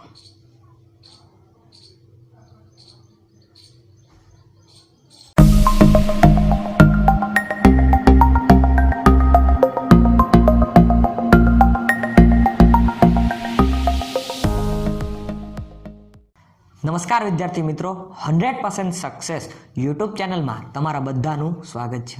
મિત્રો, આજનો આપણો ટોપિક છે, તમે થંબનેલમાં જોઈ રહ્યા છો, વાત કરવી છે આપણે ઇન્કમ ટેક્સ, આવકવેરો. મિત્રો, ગુજરાત ગૌણ સેવા પસંદગી મંડળ, બરાબર, એની જે એક્ઝામ લેવાની છે સબ ઓડિટર અને ઓડિટર, તો આમાં મિત્રો આવકવેરામાંથી એવા પ્રશ્નો પૂછાય છે કે જે તમને ક્યાંય જોવા નહીં મળે. તો એ બધાને આપણે આ વિડીયો સિરીઝમાં શીખવાના છે. ચાલો ખોટો સમય બરબાદ ન કરતા શરૂઆત કરીએ આજના આપણા આ વિડીયો લેક્ચરની. મિત્રો, આવકવેરો, જેને ઇંગ્લિશમાં ઇન્કમ ટેક્સ શું કહેવામાં આવે છે? ઇન્કમ ટેક્સ, બરાબર. તમારી જે આવક થતી હોય એના ઉપર ભરવામાં આવતો ટેક્સ એટલે આવકવેરો, ઇન્કમ ટેક્સ, બરાબર. જેટલી આવક થાય એના ઉપર જેટલો ટેક્સ ભરવામાં આવતો હોય એને ઇન્કમ ટેક્સ કહેવાય. મિત્રો, ઇન્કમ ટેક્સ કઈ રીતે ભરવો, બરાબર, તો એના માટે આપણું જે બજેટ બહાર પાડવામાં આવતું હોય છે એમાં આપણા ફિનાન્સ મિનિસ્ટર હોય જે એ રાહત આપતા જતા હોય છે. એ નક્કી કરેલી જે ક્રાઇટેરિયા હોય એ મુજબ ટેક્સ ભરવાનો થતો હોય, એટલે એ પણ એક જાણજો. વાત કરીએ આપણે ઇતિહાસ તરફ, બરાબર, તો દેશની આવકનું મહત્વનું સાધન કીધું છે. કોને ભાઈ? દેશની આવકનું મહત્વનું સાધન એટલે ઇન્કમ ટેક્સ. એટલે શું? Income tax. યાદ રાખતા જાઓ, આવા જ પ્રશ્નો પૂછાશે. કૌટિલ્ય, તો આ કૌટિલ્યને તમે ઓળખો છો, જેનું બીજું નામ ચાણક્ય છે, બરાબર. તો આ ચાણક્યએ 3 વસ્તુ કીધી હતી, કર ઉઘરાવવા માટેની 3 વસ્તુઓ કીધી હતી. તો આ વસ્તુઓ પણ પૂછાય. યાદ રાખો કે કરવેરા લાદવાની શક્તિ મર્યાદિત છે. રાજા મહારાજા, બરાબર, તમે જાણો છો, ઇતિહાસને ભણી ગયેલા છો, વાગળેલો છે, એટલા માટે કૌટિલ્ય ચાણક્યએ કીધું હતું કે રાજા પાસે કરવેરા લાદવાની શક્તિ મર્યાદિત હોય, બરાબર. આડેધડ કંઈ કરવેરો ન નાખી દેવામાં આવે. આપણા ફિનાન્સ મિનિસ્ટર પણ કેટલું વિચારીને કરવેરાનો ક્રાઇટેરિયા નક્કી કરતા હોય, એક લેવલ નક્કી કરતા હોય કે આટલાથી આટલી ઇન્કમને ટેક્સ ભરવો અને ન ભરવો, બરાબર. એ જ્યારે બજેટ બહાર પડશે ત્યારે હું સ્પેશિયલ વિડીયો બનાવીશ જ. તો મિત્રો, કરવેરા લાદવાની શક્તિ ખૂબ જ મર્યાદિત છે, આવું કૌટિલ્ય કહી ગયા. ત્યારબાદ બીજો પોઈન્ટ કહેતા ગયા કે કરવેરા ખૂબ ભારે છે કે ઓછા છે આવી લાગણી ન થવી જોઈએ. જો શું કીધું છે કે કરવેરા બહુ મોટો કરવેરો છે આવી અને સાવ ઓછો કરવેરો આવી લાગણીનો અનુભવ પણ ન થવો જોઈએ પ્રજાને, આવું કૌટિલ્ય કહેતા ગયા. ત્રીજું એવું કહેતા ગયા કે કરવેરામાં ક્રમશઃ વધારો કરવો જોઈએ. જો એક સાથે કરવેરાનો ક્યારેય વધારો ન કરવો જોઈએ, ક્રમશઃ સ્ટેપ બાય સ્ટેપ વધારો કરવો જોઈએ. આવું પણ કૌટિલ્ય દ્વારા એક સૂચન કરવામાં આવેલું હતું. તો મિત્રો, આ કૌટિલ્ય ચાણક્ય જેને તમે કહો છો એના મંતવ્યો છે.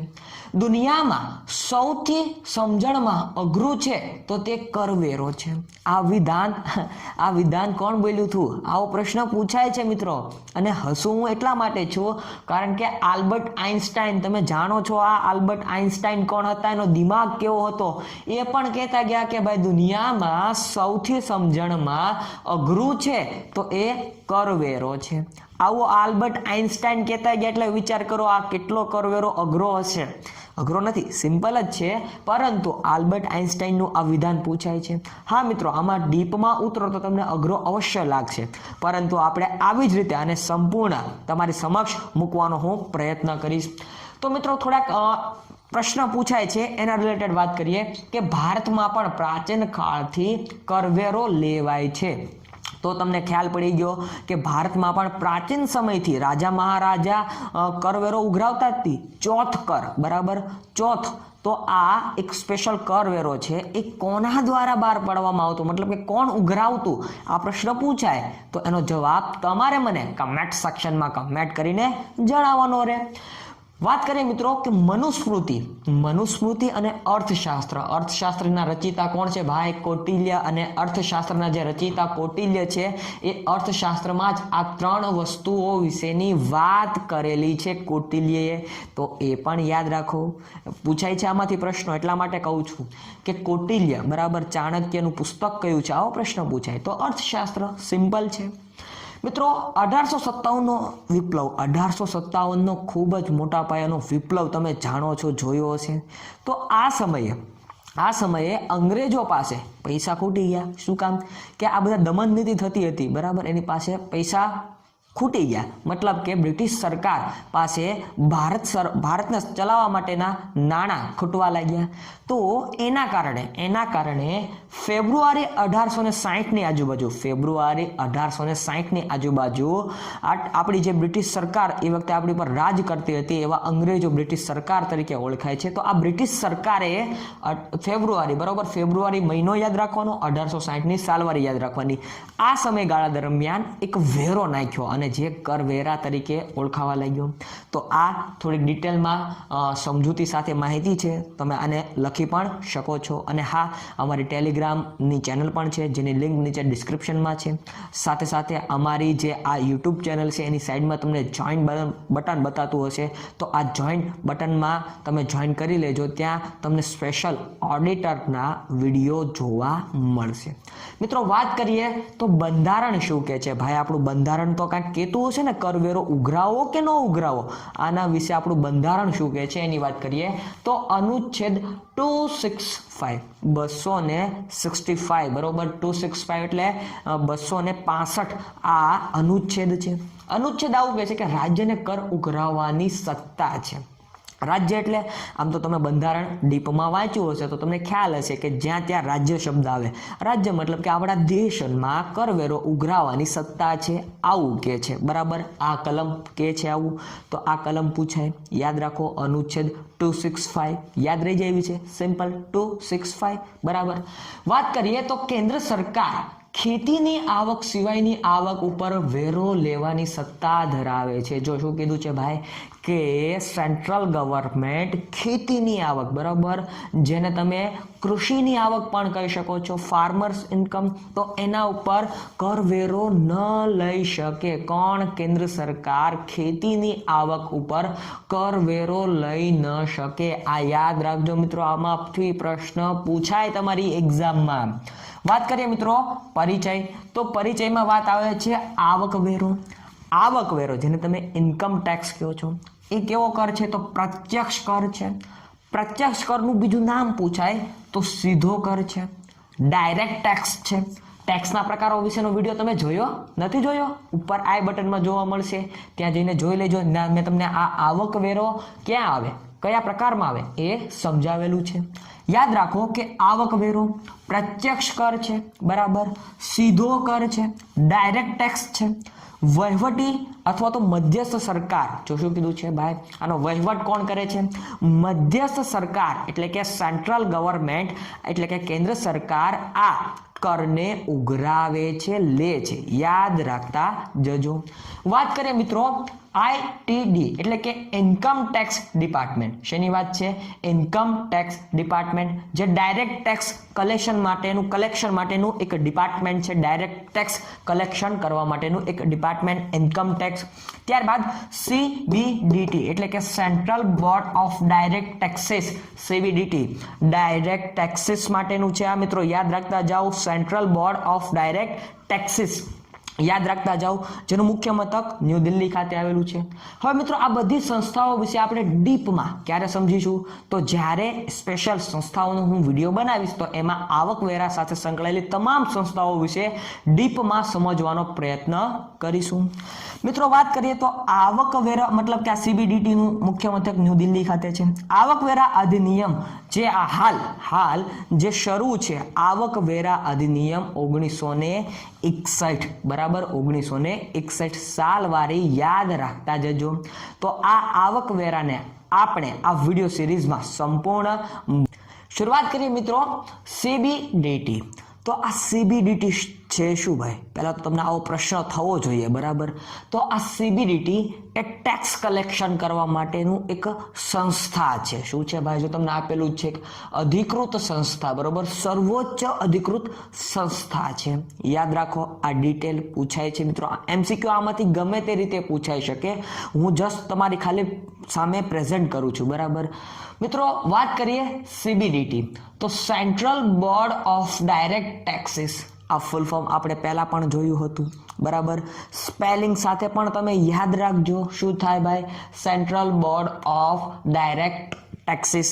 તો આ સીબીડીટીનું ફૂલ ફોર્મ થાય મિત્રો.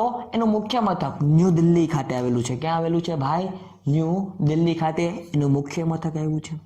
હાલ એના અધ્યક્ષ, તમને જો મિત્રો આવો પ્રશ્ન પૂછાય, હાલ સીબીડીટીના અધ્યક્ષ કોણ છે? અથવા એમ પૂછાય ચેરપર્સન કોણ છે? અથવા એમ પૂછાય પ્રમુખ કોણ છે બરાબર.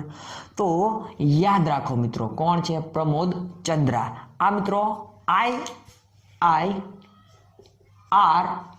IRS કક્ષાના, IRS એટલે કે ઇન્ડિયન રેવન્યુ સર્વિસ બરાબર, ઇન્ડિયન રેવન્યુ સર્વિસ એ કક્ષાના આઈએસ અધિકારી છે બરાબર. તમે જાણો છો કેટલા આઈએસ, આઈપીએસ, IRS આ બધા પ્રકાર છે બરાબર.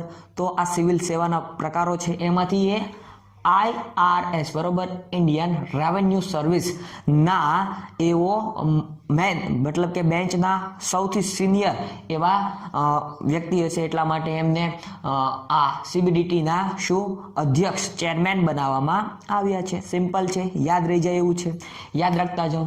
તો મિત્રો આવો પ્રશ્ન પૂછાય કે સૌપ્રથમ સીબીડીટીના અધ્યક્ષ કોણ હતા? તો જમના પ્રસાદ સિંહ. કોણ હતા ભાઈ? જમના પ્રસાદ સિંહ. હાલ કરંટ આ સ્થિતિએ હું વિડીયો બનાવું છું એ સ્થિતિએ બરાબર કોણ છે? પ્રમોદ ચંદ્રા છે. તો એ પણ યાદ રાખો. વાત કરીએ તો સીધા કરવેરાનું મધ્યસ્થ મંડળ. જો શેની વાત છે મિત્રો? સીધા બરાબર ડાયરેક્ટ ટેક્સીસનું આ એક મધ્યસ્થ મંડળ છે બરાબર, જેના દ્વારા ડાયરેક્ટ ટેક્સીસ કલેક્ટ કરવામાં આવે છે. ઇન્કમ ટેક્સ ડિપાર્ટમેન્ટના હેઠળ જ આ કામ કરતી સંસ્થા છે. એ તો ઓબ્વિયસલી તમને ખ્યાલ પડી જ ગયો હશે મિત્રો. સીધા કરવેરાનું મધ્યસ્થ મંડળ છે, સર્વોચ્ચ અધિકૃત સંસ્થા છે. જો શું કીધું છે કે સર્વોચ્ચ અધિકૃત સંસ્થા છે. 1963માં એક કાયદો આવ્યો હતો, એક એક્ટ આવ્યો હતો, જેના અંતર્ગત આ સંસ્થાની સ્થાપના થઈ. અને એ કાયદો કયો છે? યસ, તમને સ્ક્રીન ઉપર બતાવી રહ્યો છે. Central board of revenue act. Central board of revenue act અંતર્ગત CBDT central board of direct ટેક્સીસની સ્થાપના થઈ હતી. અને જેમાં નક્કી કરવામાં આવ્યું હતું કે ઇન્ડિયન રેવન્યુ સર્વિસના અધિકારી અને અધ્યક્ષ, ચેરપર્સન, પ્રમુખ તરીકે કાર્ય કરશે, વર્ક કરશે મિત્રો. તો આ પણ યાદ રાખો. આ ટેક્સનો જે કાયદો આવ્યો હતો એ કાયદો પણ તમારે યાદ રાખવો જોઈએ, કારણ કે આવું તમને પૂછાય કે central board of revenue act કયા વર્ષમાં આવ્યો હતો? તો 1963 બરાબર, 1963માં આ કાયદો અમલમાં આવ્યો હતો મિત્રો. વાત કરીએ આઈટીડી. આ શું છે ભાઈ? આઈટીડી ઇન્કમ ટેક્સ ડિપાર્ટમેન્ટ. તમે નેટમાં સર્ચ કરો ઇન્કમ ટેક્સ ડિપાર્ટમેન્ટ તો એનું શોર્ટ ફોર્મ આઈટીડી બતાય, બરાબર, આઈટીડી. યાદ રાખો, ઇન્કમ ટેક્સ ડિપાર્ટમેન્ટ. 1860માં ઇન્કમ ટેક્સ ડિપાર્ટમેન્ટની સ્થાપના થઈ હતી. મેં તમને પહેલાંના વિડીયોમાં પણ વાત કરી હતી કે 1857ના વિપ્લવ વખતે અંગ્રેજો પાસે પૈસા ખાલી થઈ ગયા હતા, કારણ કે આપણા જે દેશભક્તો હતા એમને શાંત કરવામાં જ બધા પૈસા વપરાઈ ગયા, બરાબર.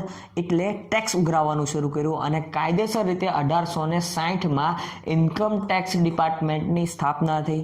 આમ તેનું મુખ્ય મથક તમને ખબર જ હોવી જોઈએ, ન્યૂ દિલ્હી ખાતે એનું મુખ્ય મથક આવેલું છે. ભાઈ, ક્યાં આવેલું છે? ન્યૂ દિલ્હી ખાતે એનું મુખ્ય મથક આવેલું છે. રેડી? યાદ રહી જાય તો આ બધી ડિટેલોમાંથી MCQ નીકળે તો તમને તો આવડવા જ જોઈએ. વાત કરીએ મિત્રો ઇન્કમ ટેક્સ એક્ટ, બરાબર. ઇન્કમ ટેક્સ એક્ટ આવકવેરા ધારો છે. ક્યારે આવ્યો હતો? તો 1961. 1961માં આ આવકવેરો ધારો, બરાબર, ઇન્કમ ટેક્સ એક્ટ જેને કહેવામાં આવે છે ઇંગ્લિશમાં, એ 1961માં આવ્યો હતો, આપણી સમક્ષ પ્રસ્તુત થયો હતો. તારીખ યાદ રાખજો, 1/4/1962, બરાબર. આ દિવસથી મિત્રો આપણા આ કાયદાનો અમલ શરૂ થયો. યાદ રાખજો આ બાબતને. ત્યારબાદ બેનામી ટ્રાન્ઝેક્શન એટલે કે પ્રોહિબિશન એક્ટ. જો મિત્રો આ ઇન્કમ ટેક્સ ડિપાર્ટમેન્ટ શું બહાર પાડે છે મિત્રો?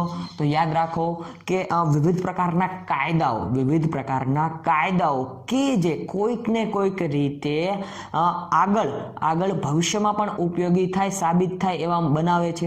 તો benami transaction act, prohibition act, sorry, તો એ 1988માં બનાવ્યો હતો. આ કાયદો પૂછાણો હતો, બરાબર. તમને એક એક્ઝામ લેવાની હતી, એક્ઝામ મને યાદ નથી. આ કાયદો પૂછાણો હતો કે બેનામી ટ્રાન્ઝેક્શન પ્રોહિબિશન એક્ટ કયા વર્ષમાં બનાવવામાં આવ્યો હતો? તો 1988, બરાબર. 1988, 2 આંકડા યાદ રાખો. આ સાલવાડી દરમિયાન આને બનાવવામાં આવ્યો હતો. બ્લેક મની એક્ટ, કાળા નાણાં, બરાબર, કાળા નાણાં માટેનો જે કાયદો 2015માં PM આપણા શ્રી નરેન્દ્રભાઈ મોદી આવ્યા એ વખતે બનાવવામાં આવ્યો હતો. તો આ કાયદો પણ પૂછાઈ ગયો હતો, યાદ રાખવો જોઈએ આ કાયદો પણ. ત્યારબાદ મિત્રો આ TRACES, બરાબર, આ એક સેવા છે, આ એક સિસ્ટમ છે જે બનાવવામાં આવી હતી અને આપણી જે ગુજરાત ગૌણ સેવા પસંદગી મંડળની ટીમ હોય એમના દ્વારા આમાંથી પ્રશ્ન નીકળ્યો હતો મિત્રો, એટલા માટે મારે આ ટોપિક તમારી સમક્ષ પ્રસ્તુત કરવો પડ્યો. તો મિત્રો આનું ફૂલ ફોર્મ શું થાય?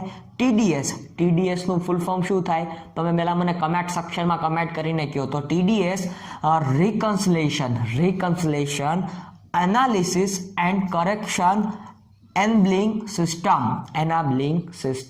2012માં આ એક સિસ્ટમ લોન્ચ કરવામાં આવી હતી આવકવેરા ડિપાર્ટમેન્ટ દ્વારા, બરાબર. આવકવેરા ખાતા દ્વારા બહાર પાડેલી આ એક સિસ્ટમ છે. તો આ સિસ્ટમનું ફૂલ ફોર્મ પૂછાણું હતું, એટલા માટે મારે આ એક સ્પેશિયલ વિડીયો પણ બનાવવામાં આવ્યો. અને હજી આપણે વર્ષ વાઇઝ, બરાબર, કયા વર્ષમાં કઈ સિસ્ટમ આવી, કયા વર્ષમાં કઈ સાઇડ લોન્ચ થઈ એની માહિતી લેવાની છે. તો વિડીયોને સંપૂર્ણ જોજો. તો મિત્રો શરૂઆત એટલે કે ઇન્કમ ટેક્સથી લઈને એની જે વર્ષે કંઈક ને કંઈક નવી યોજના અથવા નવા જે ફૂલ ફોર્મ આવે છે એને હું તમારી સમક્ષ પ્રસ્તુત કરું છું. વિડીયોને સંપૂર્ણ જોજો. વાત કરીએ 2002ની, તો 2002માં computerise return all over the country આવું નક્કી કરવામાં આવ્યું, બરાબર. કોના કહેવાથી? તમે જાણો છો વિજય કેલકર સમિતિ, બરાબર. વિજય કેલકર સમિતિની રચના કરવામાં આવી. એ સમિતિએ કંઈક આવું કીધું કે computerise return all over the country, બરાબર. જે રિટર્ન ફિલ કરો છો એ કમ્પ્યુટરાઇઝ હોવું જોઈએ, આવું વિજય કેલકર સમિતિ દ્વારા કહેવામાં આવ્યું હતું અને જેને એપ્લાય કરવામાં આવ્યું હતું. તો આ પણ તમારે યાદ રાખવું જોઈએ.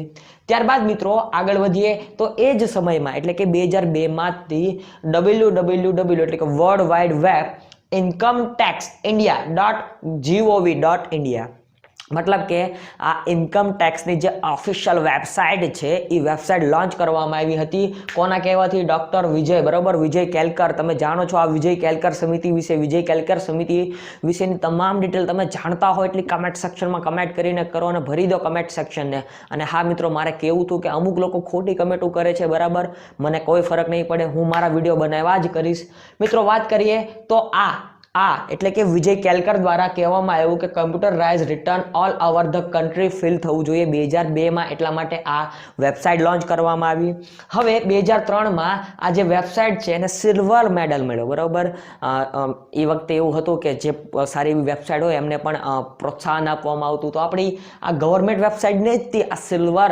મેડલ મળ્યો હતો 2004 આવી ગયો વર્ષ આવી ગયું 2004 IAR જાહેર થયું એટલે કે એન્યુઅલ ઇન્ફોર્મેશન જો હું કીધું છે ઇન્ફોર્મેશન રિટર્ન શરૂ થયું ત્યારબાદ FBT તમે જોઈ રહ્યા છો ફોરેન બેનિફિટ ટેક્સ તો આ એક ખાસ એમાં આવતો ટેક્સ છે તો એની વાત કરવા મળી ત્યારબાદ STT એટલે કે સિક્યુરિટીઝ ટ્રાન્ઝેક્શન ટેક્સ જો સિક્યુરિટીઝના ફેરબદલ પાછળ જે ટેક્સ લાગે છે એ ટેક્સ 2004 થી આવ્યો બરાબર 2005ની સાલવારી આવી ગઈ 2005ની સાલવારીમાં શિપિંગ કંપનીઓ વચ્ચેનો જે ટેક્સ હતો એની વાત થવા લાગી શિપિંગ ટેક્સ કઈ રીતે હોઈ શકે તો એ 2005માં લાવ્યો ત્યારબાદ BCTT એટલે કે બેન્કિંગ કેશ જો બેન્કિંગ કેશ ટ્રાન્ઝેક્શન ટેક્સ બરાબર બેન્કિંગના જેટલા પણ વ્યવહારો થાય એની પાછળ પણ ટેક્સ લાગે છે ને તો એ પણ મિત્રો 2005માં આવ્યો બરાબર શિપિંગ કંપની અને BCTT આ તમને ફૂલ ફોર્મ પૂછાય એટલા માટે હું તમારી સમક્ષ પ્રસ્તુત કરું છું મિત્રો 1/6/2005 થી આ ટેક્સ લાગુ પડ્યા હતા બરાબર યાદ રાખજો 2006 આવી ગયું તો ઈ ફિલિંગ પ્રોજેક્ટ લોન્ચ કરવામાં આવ્યો જો ઈ ફિલિંગ બરાબર તમે જે ટેક્સ રિટર્ન ફાઇલ કરો છો એનું ઈ ફિલિંગ એટલે કે ઇલેક્ટ્રોનિક ફિલિંગનું પ્રોજેક્ટ લોન્ચ કરવામાં આવ્યો હતો ત્યારબાદ TRS સિસ્ટમ લાગુ કરવામાં આવી સ્કીમ લાગુ કરવામાં આવી તો ટેક્સ રિટર્ન પ્રેપર સ્કીમ જો શું કીધું છે ટેક્સ રિટર્ન પ્રેપેર સ્કીમ લાગુ કરવામાં આવી તો એ પણ તમારે યાદ રાખવું જોઈએ કારણ કે ફૂલ ફોર્મ પૂછાઈ શકે 2007માં આવી જઈએ તો આસ્ક એટલે કે આયકર સેવા કેન્દ્ર આ શરૂ કરવામાં આવ્યા ક્યારે 2007માં આયકર સેવા કેન્દ્ર શરૂ કરવામાં આવ્યા ત્યારબાદ ITDMS એટલે કે integrated tax payer data management system launch કરવામાં આવી જો આ સિસ્ટમ યાદ રાખજો ITDMS બરાબર ITDMS એટલે કે integrated tax payer data management system જે 2007માં લોન્ચ કરવામાં આવી ત્યારબાદ મિત્રો 2012માં આપણે આની વિશે બહુ ડિટેલમાં વાત કરી જ લીધી છે તમે વિડીયોમાં સંપૂર્ણ આના વિશે ભણી ગયા છો બરાબર એટલા માટે મારે આ બધી ડિટેલ તમારી સમક્ષ પ્રસ્તુત કરવામાં આવી 2014માં સાઇટ સારી કરવામાં આવી મતલબ કે જે વેબસાઇટ છે તમે જોઈ રહ્યા છો આ વેબસાઇટ લોન્ચ થઈ ગઈ હતી તો એ વેબસાઇટને ડેવલપ કરવામાં આવી સારી બનાવવામાં આવી એ કોના કહેવાથી તો એક કમિટી રચાણી હતી એનું જે કમિશન રચાણું હતું એના કહેવાથી સાઇટનો થોડોક ચેન્જીસ કરવામાં આવ્યો ફેરફાર કરવામાં આવ્યો તો એ TARC એટલે કે ટેક્સ એડમિનિસ્ટ્રેટિવ રિફોર્મ્સ કમિશન જો યાદ રાખો મિત્રો TARC એટલે કે ટેક્સ એડમિનિસ્ટ્રેટિવ રિફોર્મ્સ કમિશન એના દ્વારા જે ટેક્સમાં ફેરફાર થાય એમાં એનો સૂચન કરવામાં આવ્યું કે વેબસાઇટને પણ થોડીક સારી ડેવલપ કરવી જોઈએ એટલે હાલ તમે જે વેબસાઇટ જોઈ રહ્યા છો ઇન્કમ ટેક્સ ડિપાર્ટમેન્ટની એ બનાવવામાં આવી તો મિત્રો खुद को कर बुलंद इतना कि खुद खुदा भी बंदे से पूछे बता तेरी रजा क्या है कवि कबालની આ એક પંક્તિ સાથે આજના આપણા ટોપિકની શરૂઆત કરીએ મિત્રો તમે જોઈ રહ્યા છો 100% સક્સેસ યુટ્યુબ ચેનલ તો આ યુટ્યુબ ચેનલને હજુ સુધી તમે સબસ્ક્રાઇબ ન કરી હોય તો એ કરી લેજો અને હા વિડીયોને લાઇક શેર અને કમેન્ટ કરવાનું પણ ના ભૂલતા મિત્રો આવકવેરો ઇન્કમ ટેક્સ તો ઇન્કમ ટેક્સના બે પાર્ટ મેં બનાવી દીધા છે જે તમે નથી જોયા તો તમને ઉપર આઈ બટન કરીને આવશે એમાં જોવા મળશે મિત્રો વાત કરવી છે આજના આપણા આ ટોપિકની તો આવકવેરા ઇન્કમ ટેક્સમાં ટેક્સ ડિડક્શન જેને કહેવામાં આવે છે કર બાદ શુદ્ધ ગુજરાતી કર બાદ મળે છે, જેની કલમો GSSB ગુજરાત ગૌણ સેવા પસંદગી મંડળની જે ઓડિટર સબ ઓડિટરની એક્ઝામ લેવાય છે એમાં પૂછાય છે, એટલા માટે જ મેં આ ટોપિકનો એક સ્પેશિયલ વિડીયો તમારી સમક્ષ પ્રસ્તુત કર્યો છે. તો ચાલો શરૂઆત કરીએ. મિત્રો, તમે જોઈ રહ્યા છો કર બાદ આવકવેરાનો આ ત્રીજો વિડીયો છે. કર બાદની જે કલમો છે એના વિશે વાત કરવી છે. તો પહેલી જ કલમ ACC છે, 18C જો આપેલું જ છે 18C બરાબર. તો 18C શું કહે છે મિત્રો? આ 80C શું કહે છે? તો કોઈ પણ SSC કોને કહેવાય? જે કર ભરતા હોય એને SSC કહેવાય. તો કોઈ પણ SSC ACC અંતર્ગત PPF માં રોકાણ કરે પબ્લિક પ્રોવિડન્ટ ફંડ. શું કીધું છે? Public provident fund. આવું ફૂલ ફોર્મ પણ પૂછાય, સાથે સાથે એ પણ યાદ રાખતા જાઓ. એક્સ્ટ્રા નોલેજ કહેવાય જેને, યાદ રાખતા જાઓ. તો મિત્રો, PPF પબ્લિક પ્રોવિડન્ટ ફંડ આમાં પૈસા રોકે. EPF, હવે તમે એમ કે છો આનું તો ફૂલ ફોર્મ નથી આવડતું, તમને આવડે છે. એમ્પ્લોયમેન્ટ પ્રોવિડન્ટ ફંડ, તો આમાં પૈસા રોકતા હોય. અથવા LIC બરાબર, life insurance corporation of India, sorry. તો LIC માં પૈસા રોક્યા હોય. અથવા NSC નેશનલ સેવિંગ સર્ટિફિકેટમાં પૈસા રોક્યા હોય. અથવા NPS નેશનલ પેન્શન સ્કીમમાં પૈસા રોક્યા હોય. તો આ બધામાં પૈસા રોક્યા હોય. સાથે સાથે 5 વર્ષ અથવા તેથી વધુ 5 વર્ષ અથવા તેથી વધુ, જો પ્લસની નિશાની મેં કરી છે.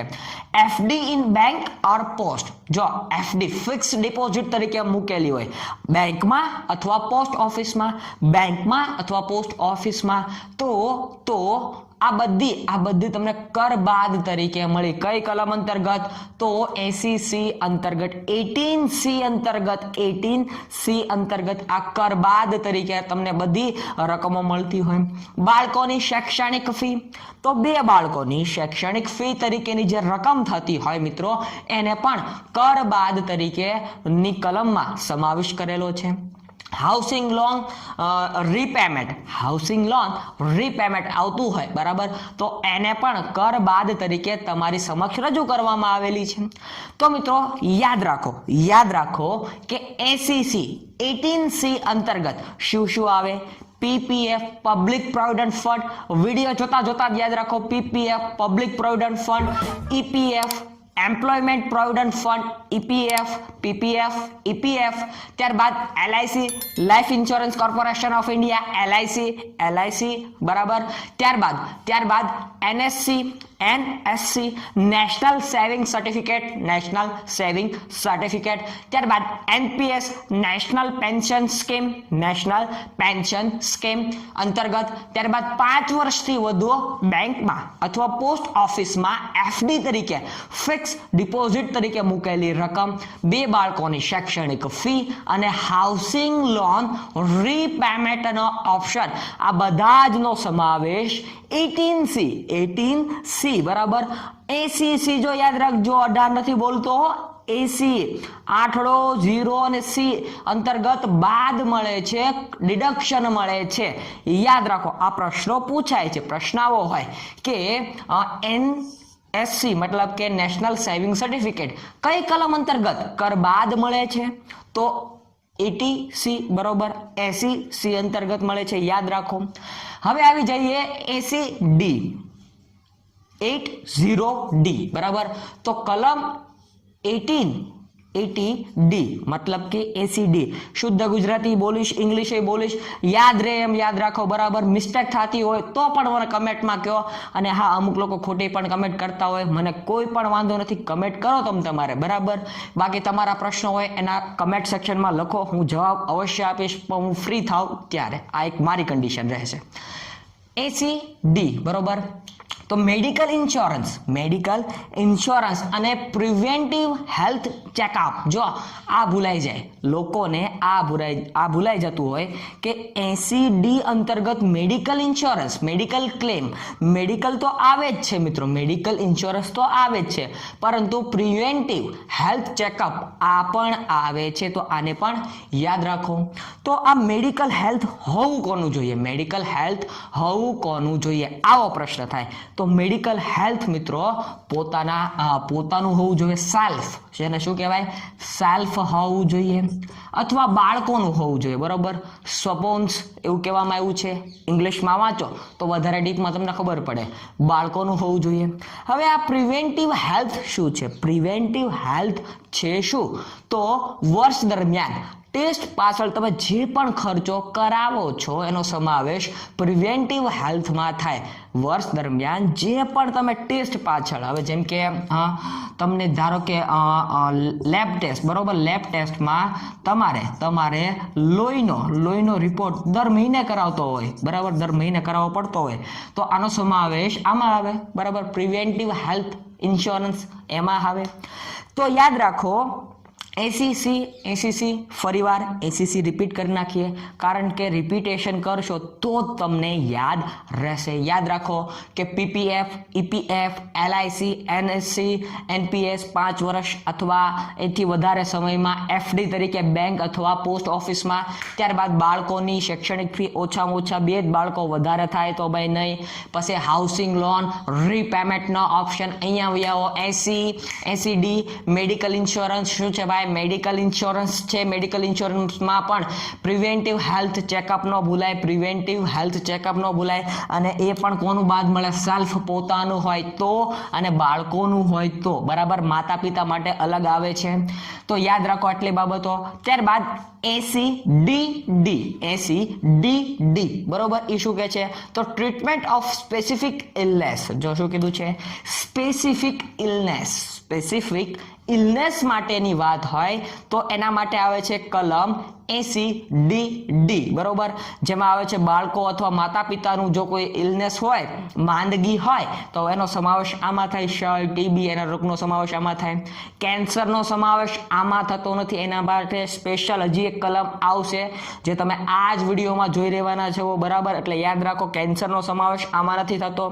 મિત્રો ઇલનેસ હોવી જોઈએ, બરોબર, અને એ પણ કોને, બાળકોને અથવા માતા પિતાને. હવે માતા પિતા એટલે તમે સેલ્ફ છો, બરાબર, તમે સેલ્ફ છો, તમારા માતા પિતાને, તમારા ભાઈ ભારુને જો તમારા કોઈ સગા સંબંધી નજીકના હોય, લોહીના સંબંધ સાથે સંકળાયેલા હોય, એમના માટે જ આ છે, બરાબર.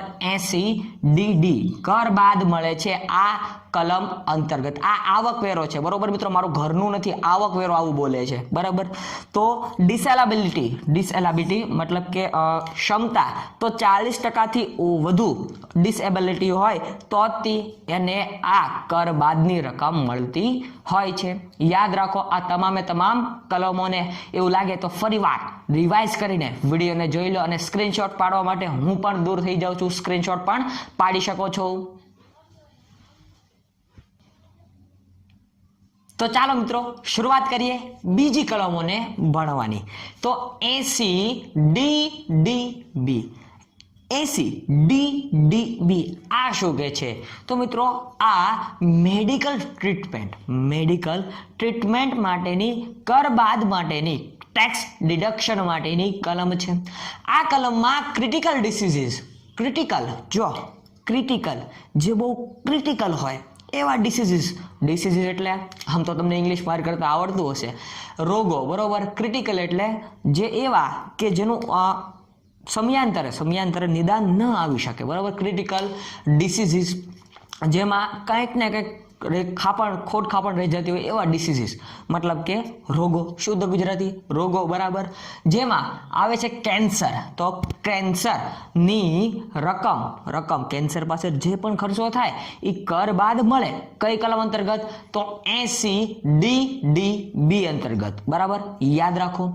ત્યારબાદ ન્યુરોન ડિસીઝીસ મતલબ કે મગજના રોગો, બરોબર, માનસિક રોગો પાછળ જે પણ ખર્ચો થાય, બરાબર, મને લાગે છે ને માનસિક રોગો પાછળ જે ખર્ચો થાય એનો સમાવેશ આની અંતર્ગત થાય છે. ત્યારબાદ એઇડ્સ, તો એઇડ્સનો સમાવેશ મિત્રો આ કલમ અંતર્ગત કર બાદ મળી શકે. જે પણ ખર્ચો થાય એ ખર્ચો આ કલમની અંતર્ગત તમારા જે આરટીઆઈ, બરોબર, ઇન્કમ ટેક્સ રિટર્ન ફાઇલ કરો એના અંતર્ગત બાદ મળી શકે છે. રિનિયલ ફેલર, બરોબર, તો એ તમે જાણો છો કિડની ફેલિયર થાય તો શું થાય એની બધાની વાત આવે છે. થેલેસીમિયા, હેમોફિલિયા, તો આ બધા વિવિધ પ્રકારના ક્રિટિકલ રોગો છે.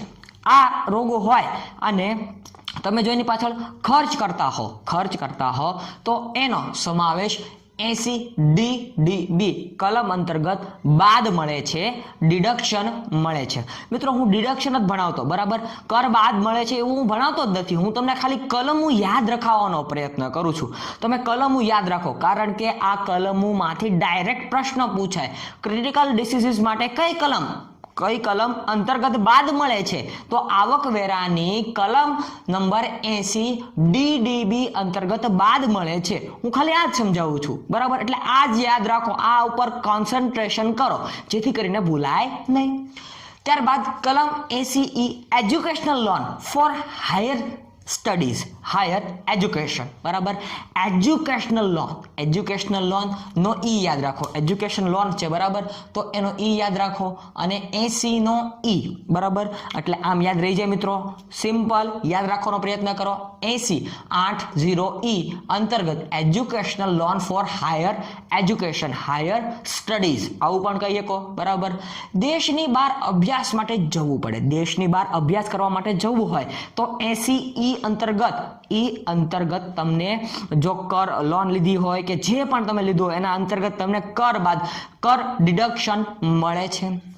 8 વર્ષ સુધી સંપૂર્ણ માફ કર ભરવામાંથી 8 વર્ષ સુધી 8 years, મિત્રો યાદ રાખો, બહુ મોટો પીરિયડ કહેવાય, બરાબર. 8 વર્ષ તમારે આ રકમ અથવા તો તમારો સંપૂર્ણ હપ્તો પૂરો ન થાય, બરાબર, હપ્તો પૂરો ન થાય ત્યાં સુધી તમને સંપૂર્ણ કર માફી મળતી હોય છે. કઈ કલમ અંતર્ગત? 80E. ક્રિટિકલ ડિસીઝીસ પૂછાય તો 80DDB અને educational loan for higher education પૂછાય તો 80E. યાદ રાખતા જાઓ, બરોબર. અહીંયા વિડીયો જોતા યાદ રાખતા જાઓ. ત્યારબાદ 80EE home loan interest for first time buyer. જો શું કીધું છે કે 80EE શું કહેવા માંગે છે? હોમ લોન લીધી હોય અને એ પણ ઇન્ટરેસ્ટ ઉપર લીધી હોય અને ફર્સ્ટ ટાઈમ બાયર હોય, પ્રથમ વખત ઘર ખરીદનાર, શુદ્ધ ગુજરાતી, પ્રથમ વખત ઘર ખરીદનાર, અને એ પણ કેટલા લાખથી અંદર હોવું જોઈએ? તો 50 લાખ ઓર લેસ, બરાબર. 50 લાખથી અંદર જો ઘર ખરીદવામાં આવે અને એના ઉપર તમે ઇન્ટરેસ્ટ ભરતા હો, લોનનું ઇન્ટરેસ્ટ ભરતા હો તો મિત્રો તમને 80EE, બરાબર, 80EE અંતર્ગત કર બાદની રકમ મળે છે. સારું, તમે ક્યારેક આરટીઆઈ ભરશો ને તોય તમને આવડશે ખરા કે હા ક્યાંક વિડીયોમાં મેં જોયું હતું તો ખરા. ભલે અત્યારે હું ગુજરાત ગૌણ સેવા પસંદગી મંડળની ATDO અને સબ ઓડિટરની એક્ઝામ માટે ભણાવી રહ્યો છું, છતાં તમને ક્યારેક કામ આવશે એવું નોલેજ છે. એટલે આ બધું નોલેજ એમનામ તમને ફ્રી મળે છે, તો એક લાઈક, શેર અને કમેન્ટ તો બને ને મિત્રો. આગળ વધીએ. યાદ રાખતા જજો, 3 કલમો પૂરી કરી છે આપણે, બરાબર, આ ટુકડા વિડીયોમાં. તો 80DDB critical diseases, 80E educational loan, 80EE તો home loan interest for first time buyer, 80EE છે, બરાબર, યાદ રાખો. 80G, ઓ માય ગોડ, આ બહુ પૂછાય છે મિત્રો. 80G donation to relief fund approved. જો શું કીધું છે? Relief fund approved. 80G અંતર્ગત તમે જે પણ ડોનેશન મતલબ કે દાન કરો છો, દાનની રકમ, બરાબર, એ બાદ મળે છે. 100% પણ મળે છે, 50% પણ મળે છે. ભારત કે વીર છે, બરાબર, જવાન નથી, ભારત કે વીર, આ કોનું ટ્રસ્ટ છે અને કોના દ્વારા ચલાવવામાં આવે છે? આનો જવાબ મને કમેન્ટ સેક્શનમાં કમેન્ટ કરીને જણાવો મિત્રો, કારણ કે આ પ્રશ્ન એક ફેરી પૂછાઈ ગયો હતો એટલા માટે. તો 80G અંતર્ગત તમે ડોનેશન આપો, બરાબર, એ પણ કર બાદની રકમ તરીકે તમને મળે છે. તમે કોઈ ટ્રસ્ટમાં દાન કરો છો, કોઈ ધાર્મિક સંસ્થા છે જે નોંધાયેલી છે, બરાબર, એમાં દાન કરો છો, તો આ બધા તમને બાદ મળે છે 80G અંતર્ગત. Donation to relief fund approved, બરાબર, આવું તમને ટાઇટલ આપેલું છે. એમાં 50% અને 100% તમને કર બાદ મળે છે. ટ્રસ્ટનું ન ભૂલાય, મેં લખી દીધું ટ્રસ્ટ અને સંસ્થામાં તમે ડોનેશન આપો છો, દાન આપો છો, તો એ પણ કર ભરવામાંથી બાદ મળે છે. 80G તો ડિડક્શન ફોર રેન્ટ પેડ. જો ડિડક્શન ફોર રેન્ટ પેડ એટલે કે તમારી પાસે ખુદનું ઘરનું ઘર ન હોય, બરાબર, ઘરનું ઘર ન હોય અને તમે ક્યાંક ભાડેથી રહેતા હો તો તમને કરની રકમ બાદ મળે છે 80G અંતર્ગત.